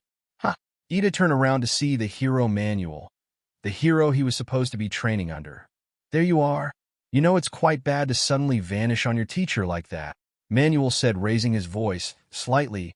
We should head back now, Manuel said and grumpily as they walked as Ida tried to process everything which had just happened. Back to the alleyway, Deku reappeared, also taking native to a hospital. So it's you, the false god, Stain yelled angrily. Although his hatred for Deku was intense, he couldn't help but feel another intense emotion. Fear. False god? Now that's a new one. Did little old Zen teach you that? Midoriya chuckled with his arms crossed. No, I can see right through that mask of yours. That willingness to play God and change the world to suit your twisted image. Stain bites back as he pulled out another one of his swords as he charged forward to strike Deku, only for him to vanish and reappear behind him, pressing his back against his. What's so wrong about wanting to change the world for the better? We both know the system is broken, but I'm not an angry, homeless man with a knife stabbing people, Deku said, the mockery having a little venom to them as Stain turned around to try and stab Deku, only for Deku to grab him by the face and smash him into the ground. Including my friends, he finishes his sentence. You're gonna pay for what you did to Tensei, Stain, he says, walking up to where Stain laid. Stain looked up, seeing Midoriya's face blacked out from sight, except for the green glowing eyes looking down at him. You're gonna get what you deserve? Eventually, but for now. Ha ha ha. I'm gonna have a great time, he smirked. After that, he activated Black WHP and wrapped it around Stain, slamming and dragging him against the cold, wet walls before slamming him against the floor. Deku made sure to add a little force to make sure that broke some ribs, but to his surprise, Stain got up, raising his sword again. Oh, you're still fighting with those broken ribs of yours.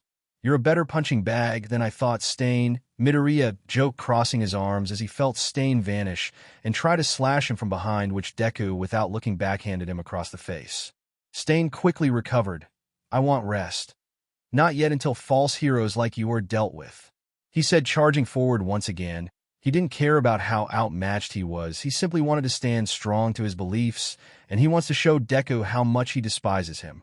He jumps from wall to wall as he starts gaining momentum. Wind starts picking up in the destroyed alleyway as Stain shows everything he is, all while Deku just stands there. You're a fraud, a phony, a fake hero who is manipulating the future generation into your twisted society. You don't deserve the title of hero, and you don't deserve the praise of All Might, he said at high speeds, all while Deku stood there with his arms folded, his foot tapping the ground, as if to tell the hero killer that his patience with him was as thin as ice. Suddenly, several afterimages surrounded Deku as they all charged at him at speeds near the speed of light. Usually it would be impossible for someone to tell which one was the real hero killer, especially with the speed they were going. But Deku isn't any normal person. Deku's tapping foot suddenly slammed down on the ground as several black WHP vines suddenly shot up from the floor and impaled the real Stain all across his body as the hero killer suddenly felt the inability to feel his limbs. He was only clinging on unconscious by a thread as he stared up at the intimating hero. "You done barking? Good, or else I would have had to put you down like a dog. Don't worry about the vines. I purposefully missed any vital organs. I'm such a good hero, aren't I?" He says almost sarcastically as he walks up to and grabs Stain by the chin, making him look up at him. As Stain stared up at Deku, he couldn't help but remember when he first heard about a 15-year-old boy at UA with insane strength.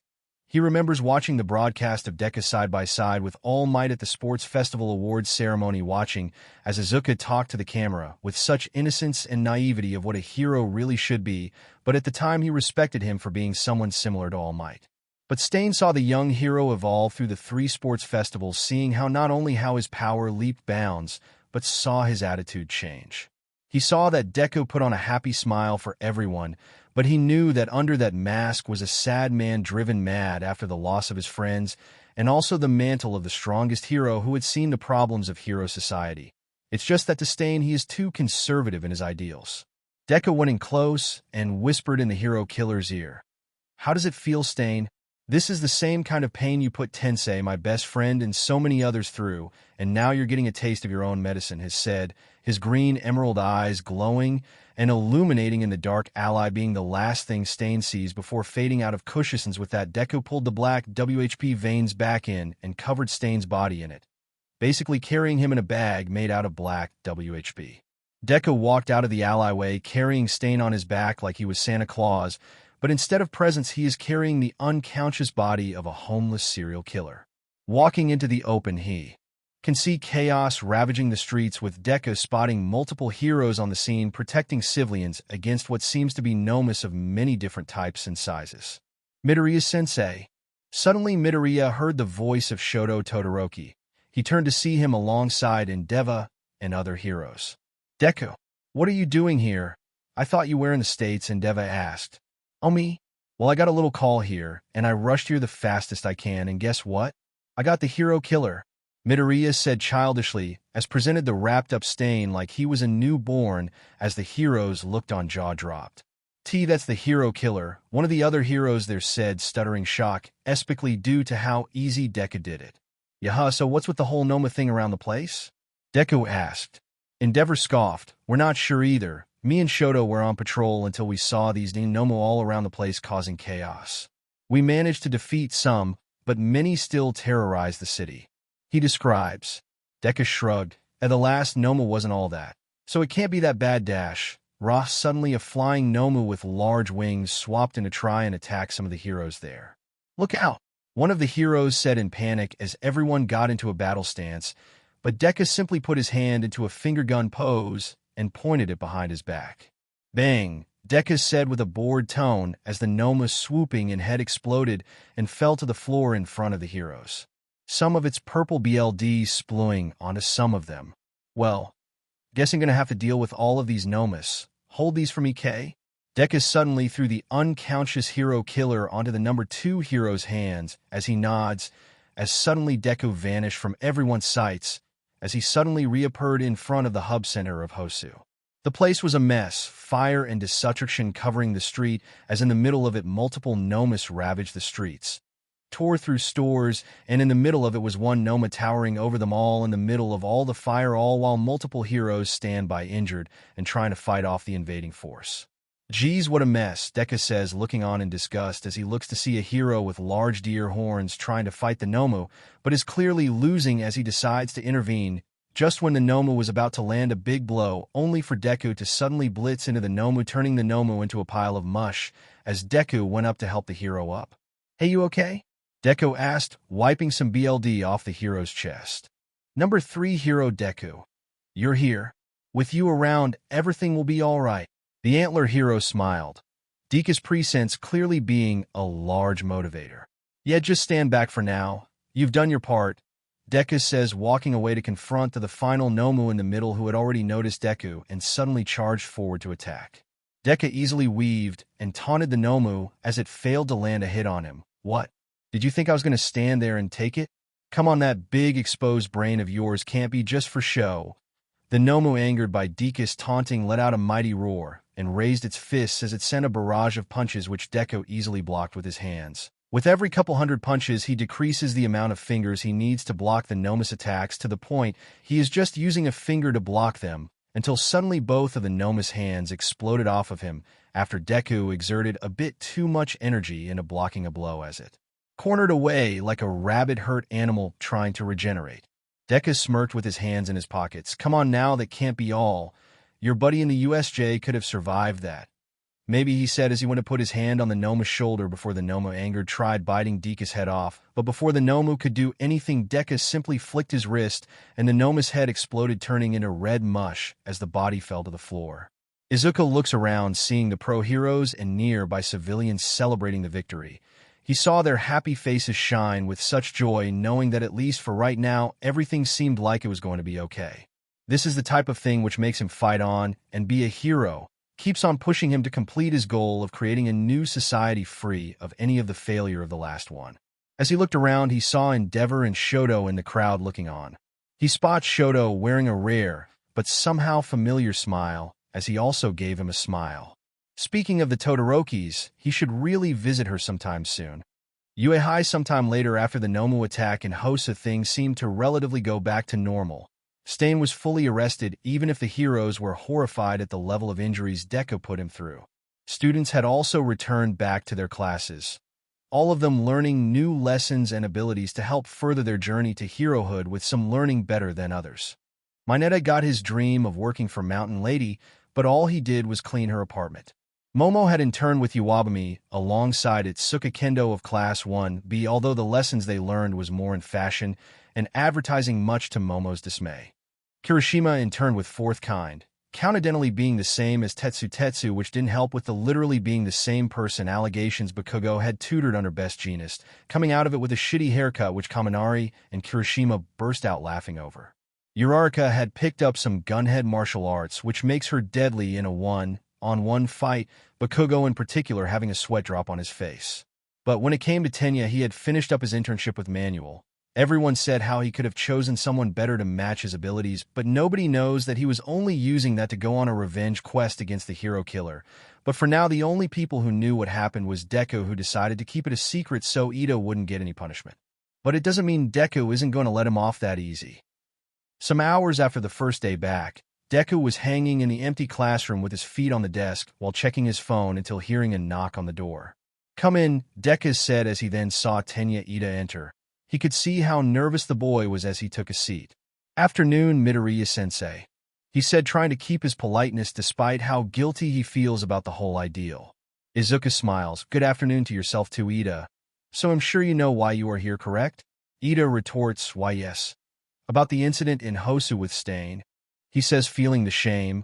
"I take fully responsibility for what happened and accept any punishment you may have for me," he says, accepting his fate. Deku looked up at the teen and smirked. "Come on now, I wasn't planning on doing anything big to punish you. I'm the one who kept this thing a whole secret after all," he chuckles as he continued. "The real reason I called you here is to talk about the whole rogue hunt for Stain itself. The way you potentially threw away everything just for the moment of satisfaction," Deku said, a bit more serious, which made Ida gulp. "Trust me, Ida, I've been down that path before. Seeing someone you care for so much in this cruel world be taken away from you. Wishing you could make the person who had caused it suffer and cry in pain," Midoriya said with his voice more strained as he looked to the photo on his desk. The photo of him, Aoki and Tenko all together in one photo. One of them dead, and the other gone down the path of a villain. What I'm trying to say is, when you ever think of doing something like that, I want you to remember your friends and family, what their reactions would be if they found out you were killed by being reckless. Got it?" Deku asks Ida, gulping, imagining the scenarios in his head over and over. What would his friends think? What would his parents think? What would Tensei think? "All right," Ida responded, not having the courage to look his teacher in the eyes. Deku noticed his sad look. He didn't want Ida to think he was scolding him. Suddenly, he felt Deku put his arm around his shoulder and chuckle. "Come on, Ida. No need to get down in the dumps. The past is the past. and the future is there for you to keep on improving yourself. Now go on, I'm sure your friends are wondering where their lovable nerd is. Deku smirks, giving him a pat on the back and nudging him out of the classroom before Deku slammed the door. Ida stood in the empty UA hallways and slowly a smile formed on his face. From now on, he will try to be the best hero he can be. For his friends, family, and especially Tensei. Fujitani Hospital. In a mental hospital, a woman with white hair reads a book in her bed peacefully in the middle of a bright afternoon as the sun shines from her window. Rei Todoroki. While formerly Rei Himura has been here for years, she couldn't bear to be in the same house as that man no longer. For her sake, and also her children's sake, knowing what she did to Shoto, even with her children's rare visits. Even Shoto's recent visit, she was still hesitant. Suddenly a sudden knock on her window. But wait, she's on the 4th floor? She suddenly turns her head to the window to see Deka's smug face. Afternoon, Rei, Midoriya says as he entered the room and sat on the window. Rei took a brief second before recomposing. I didn't expect to see you. You didn't come last week, so I thought you started working harder again, she said, getting out of her bed. Izuku chuckles. Nah, not that. I just had to visit a friend in the United States. Good fun, he smiles. Don't worry about me overworking, Rei. Most heroes are lucky to get 6 hours of rest, but I basically run on 3 hours of afternoon naps a day. Then you really should spend time like this resting, Midoriya. You shouldn't be worrying about an old lady like me, Rei says, her motherly instincts kicking in as she goes to hold Izuku's gloved hands. Izuku is the same age as her eldest daughter, and heck, Fuyumi and Izuku used to be in the same class in middle school. Which, perhaps Izuku brushes off her concerns. Come on, I'm fine, Rei. Lighten up, will ya? Where's that humor I like to see? Got any fun stories to tell? He says, turning his eyes to Reese's joke book on the table, which mostly consisted of funny stories they had shared together over the years. It's just that Shoto had visited me recently, the first time I had seen him in person ever since. Rei pauses, remembering painful memories before continuing. I just want to ask you, how is Shoto doing? She asked softly, knowing the kind of pressure she knows his father would be putting on him.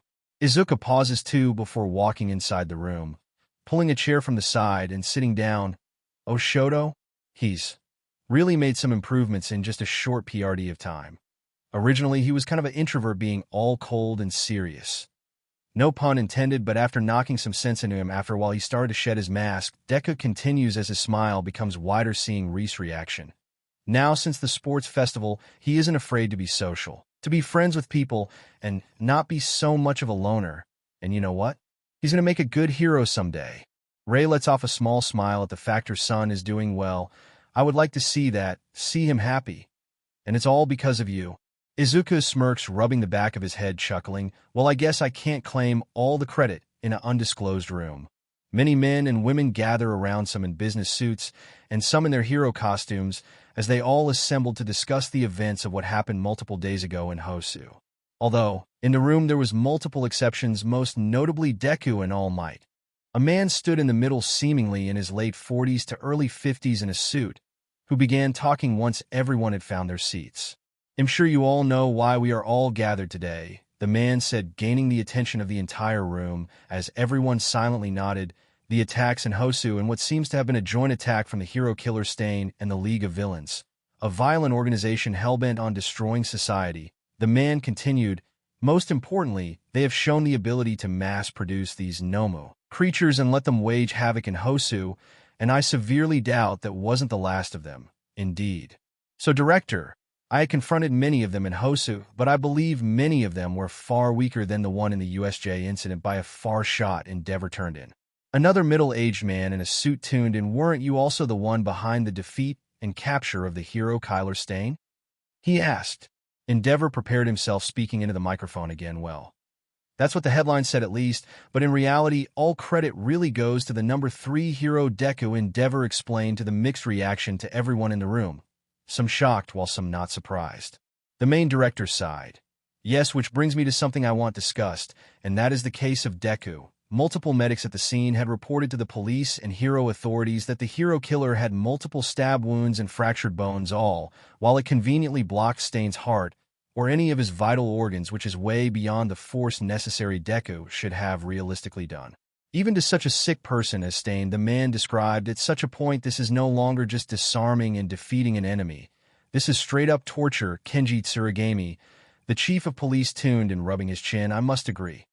I don't think I've seen such brutality from a hero in my long career. It's most likely he did this all on purpose due to him resenting the hero killer, since he put many of his hero friends in the ground, especially Tensei Ida, who he was very close to.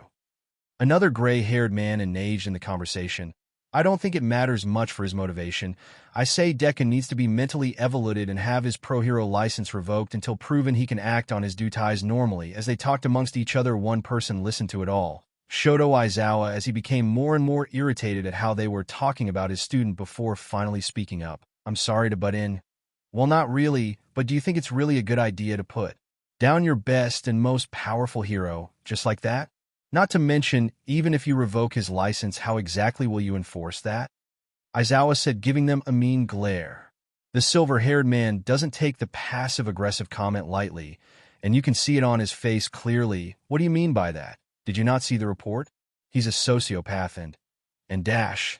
Now he does bring up a good point. Suddenly a woman in a suit spoke up, making everyone shut up, looking to be in her mid-30s with long brown hair and a ponytail, as we all should know by now. Izuku Midoriya is the strongest being or phenomena on this planet, and his mental state is not exactly how we can call stable, especially considering his sour relationship with the hero establishment. If he were to snap one day, say like his old friend from UA, then how exactly are we able to stop him?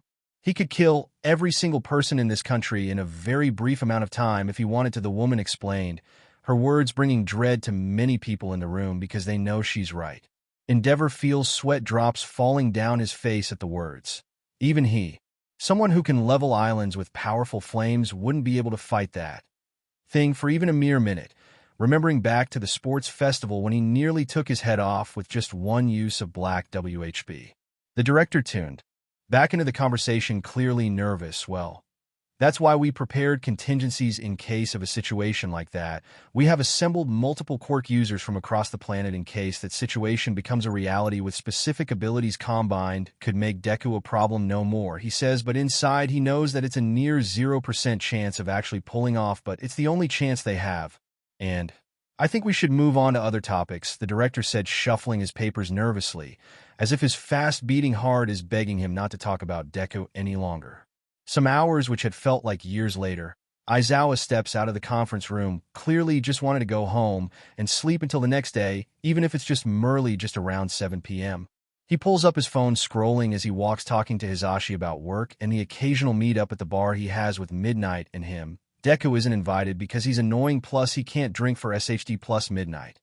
That's when he looks up from his phone, seeing a figure in front of him in the crowd, perhaps thinking it was just another reporter, but when he fully looked up he realized it was him.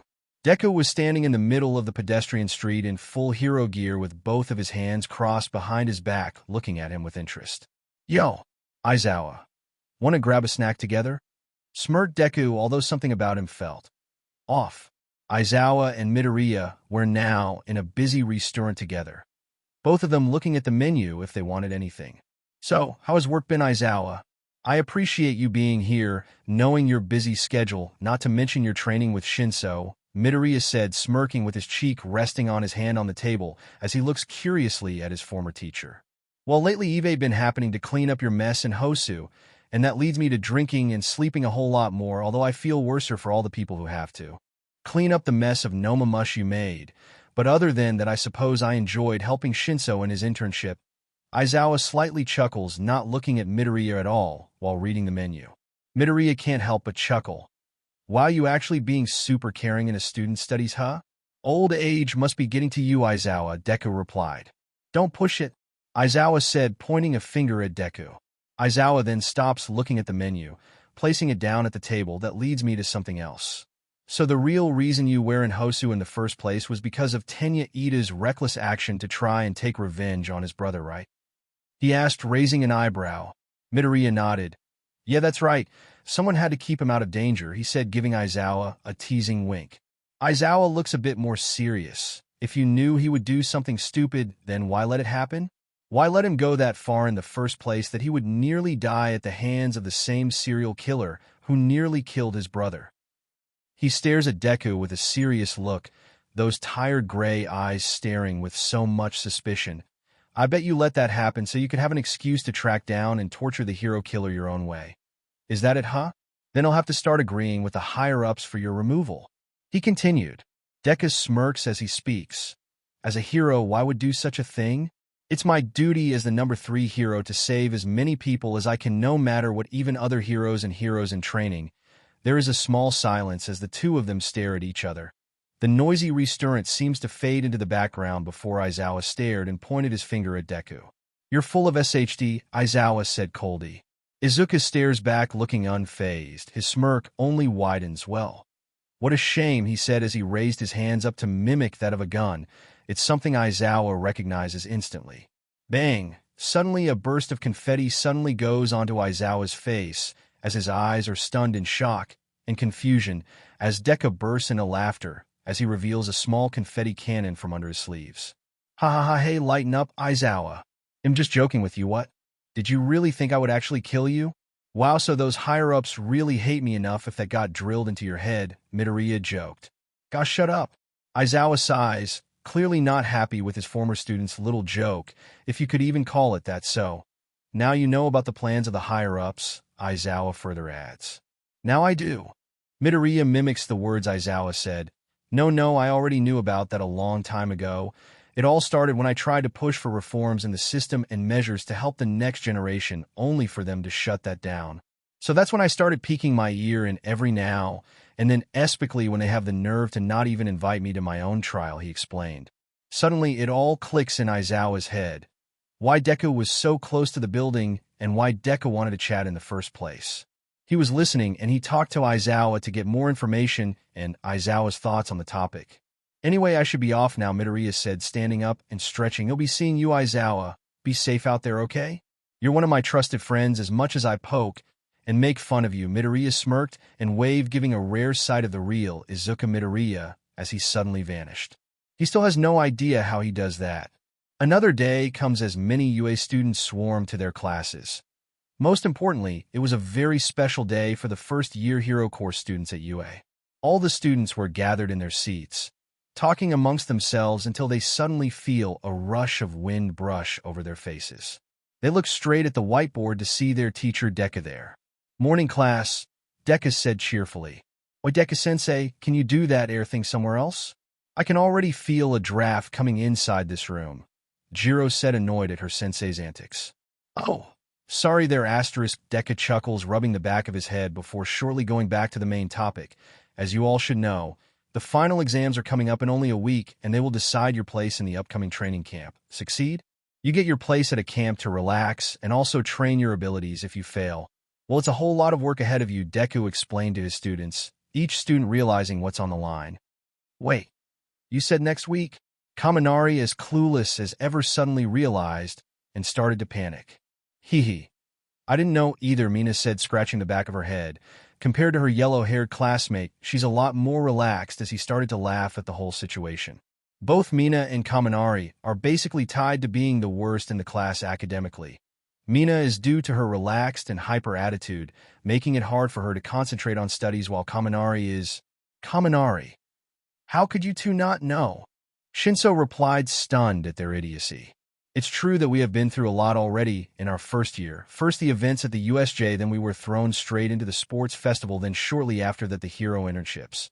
But I don't think it means you can forget about the exams, Tokoyami adds, despite him not being that far off. Well, I guess it would be a bit of a breeze for me. Mineta brags, who ranked 7 in the class midterms. He was always smart, but ever since his pep talk with Midoriya-Sensei, his grades have been slightly improving since he was a bit less occupied with other things. Wait, what? Mina's carefree attitude suddenly shatters as she realizes that Mienta is not one of them. I thought you were one of us, Kaminari said, stunned, his voice that of a dehydrated man begging for water. Meanwhile, Ida, ranked 2nd in the midterms, comes up. I surely hope you all can get your studies into high motion, he says with his iconic hand motions. You must be an idiot if you fail this. Just pay attention in class, and you should be able to pass, Todoroki comments, which only causes Mina and Kaminari to feel more and more hopeless. Suddenly, a bright shine was seen from one of the seats, revealing Momo Yaoyorozu. the one hashtag student in the midterms. Don't worry, guys. I think I'll be able to assist you with the lectures. Yao Momo, Kaminari and Mina say at the same time as they near instantly appeared in front of her, going onto their knees praying to her as Momo could only stare at them with a nervous smile. But I can't help with hero training. Momo thought to herself, thinking about her humiliating defeat. The author didn't even cover her fight for Kama's sake. I don't think I'm that half bad when it comes to grades, but is it alright to tag along? I'm having some trouble in certain areas. I think you could help with Jiro tunes and holding up her notebook. Why can I tag along too? I promise I won't be a bother. Ciro, rank 17 in the class, said. Me too. There's a lot of stuff I don't get. I swear I've looked at this stuff countless times and I still don't know CRP. Ojiro added in. Momo awes at how much her classmates look to her for her intelligence. Of course. I can arrange a big sleepover to study. Meanwhile, Deku can't help but smile at his students' friendship. They've been through so much already. He wonders how would do in their position. Would that nervous nerd that learned the hard way how tough UA actually is? Well, at least he had Tinko. Keyword had. Sometime later, as the school bell rang for lunch and students started rushing out, Deku gave everyone the best of luck with the upcoming exams. If you need help with anything, I'm here for you. Remember, work hard, study well, and eat and sleep plenty. That's the hero way. He smiles, waving goodbye to his students as they leave. Although he can't help but smirk knowing that they have no idea about what's about to go down in the physical part of the exams. Meanwhile, in the dining area, Class 1A sat amongst each other discussing the upcoming exams. I'm fairly confident in the written exam, but I'm just wondering what kind of physical exam could they possibly put against us, Kirishima ponders. Ochako tunes in O. Maybe against new and improved robots from the entrance exams? Maybe we'll have to save a whole city from a zero-pointer. Urarika lets her mind goes wild. Maybe, but they wouldn't try the same trick, right? This is you we were talking about, Zero points out. Yeah, knowing them, they probably make us fight against robots with blasts that could level mountains, just like that one All Might comic some years ago, Ojiro jokes. Oh, how little did they know. Eventually, the day of the written exam came. Many students had sleepless nights, especially considering the big study session some had, like Kaminari, Mina, Ojiro, and others had at the Yayarosa mansion. All students made sure to be on time, some trying to get some last-minute revisions before the exam begun as they sat in their designated seats. Midoriya stood in front of them with a clock before wishing them all good luck. As the exam began, a painful silence engulfed the classroom, as if the sound was literally sucked out of the classroom. The only noises being that of paper, pens against the table with enough pressure to snap the pen in half, and the occasional cough. Eventually, on day 3 of the written exam, Midoriya suddenly spoke up with one hand raised. Pencils down, everybody. The last person on everybody's row will collect the sheets and bring them here, Midoriya declared. Finally, the exam was over, and everyone breathed a sigh of relief, and someone to quickly congratulate and speak to their classmates, especially Mina and Kaminari, giving praise to Momo for her assistance. Oh, how they had no idea that the written exams were the easy part. The day of the practical exam was finally here. After a short bus ride, 1A found themselves in front of the practical exam arena, and to their shock, a lot of heroes were standing in front of them, from underground heroes like Eraserhead to their teacher Deku himself. Well, class, here we are. The practical exam is right in front of you. Don't you feel your BLD pumping yet? Deku said in an encouraging, light-hearted manner. Remember, this exam is what decides on if you're going to the training camp or not. So it'll suggest you don't fail, Deku joked. Easy said, then done. Almost all of class 1A thought to themselves. Jiro whispered, "Hey, don't you think it's weird there are so many heroes here?" She said to Momo. Denki chuckled. "Let me guess, we're going to be kicking some robotic butt? Then sign me up," he says with undefeatable confidence. "Yeah, bring it on." Mina yelled not so far behind him. Suddenly, Principal Niza bursted from Midoriya's scarf. "Not exactly.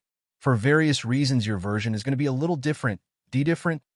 Momo said, her shallow confidence only deepening at this plot twist. Following past events, we want you to focus on one-to-one and combat hero work so you get some actual real-world experience, Nizu says as he slowly climbs off Deku until he evilly pointed at the students. So, it means that in Grasp of 2 you will be facing off against a teacher. Against a teacher? 1, said the entire class at once. Deku nods.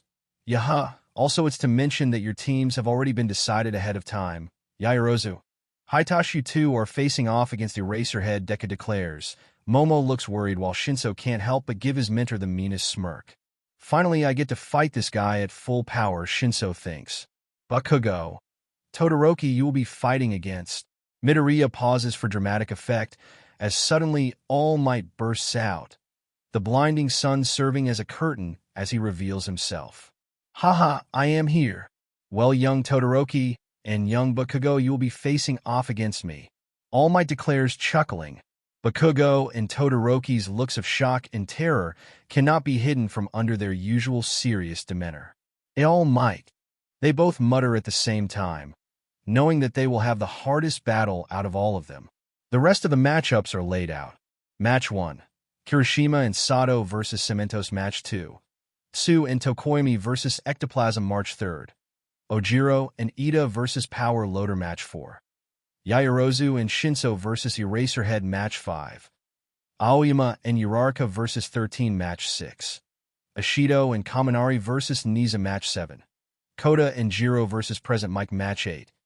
Hagakure and Shoji vs. Snipe. Match 9. Mineta and Siro vs. Midnight. Match 10.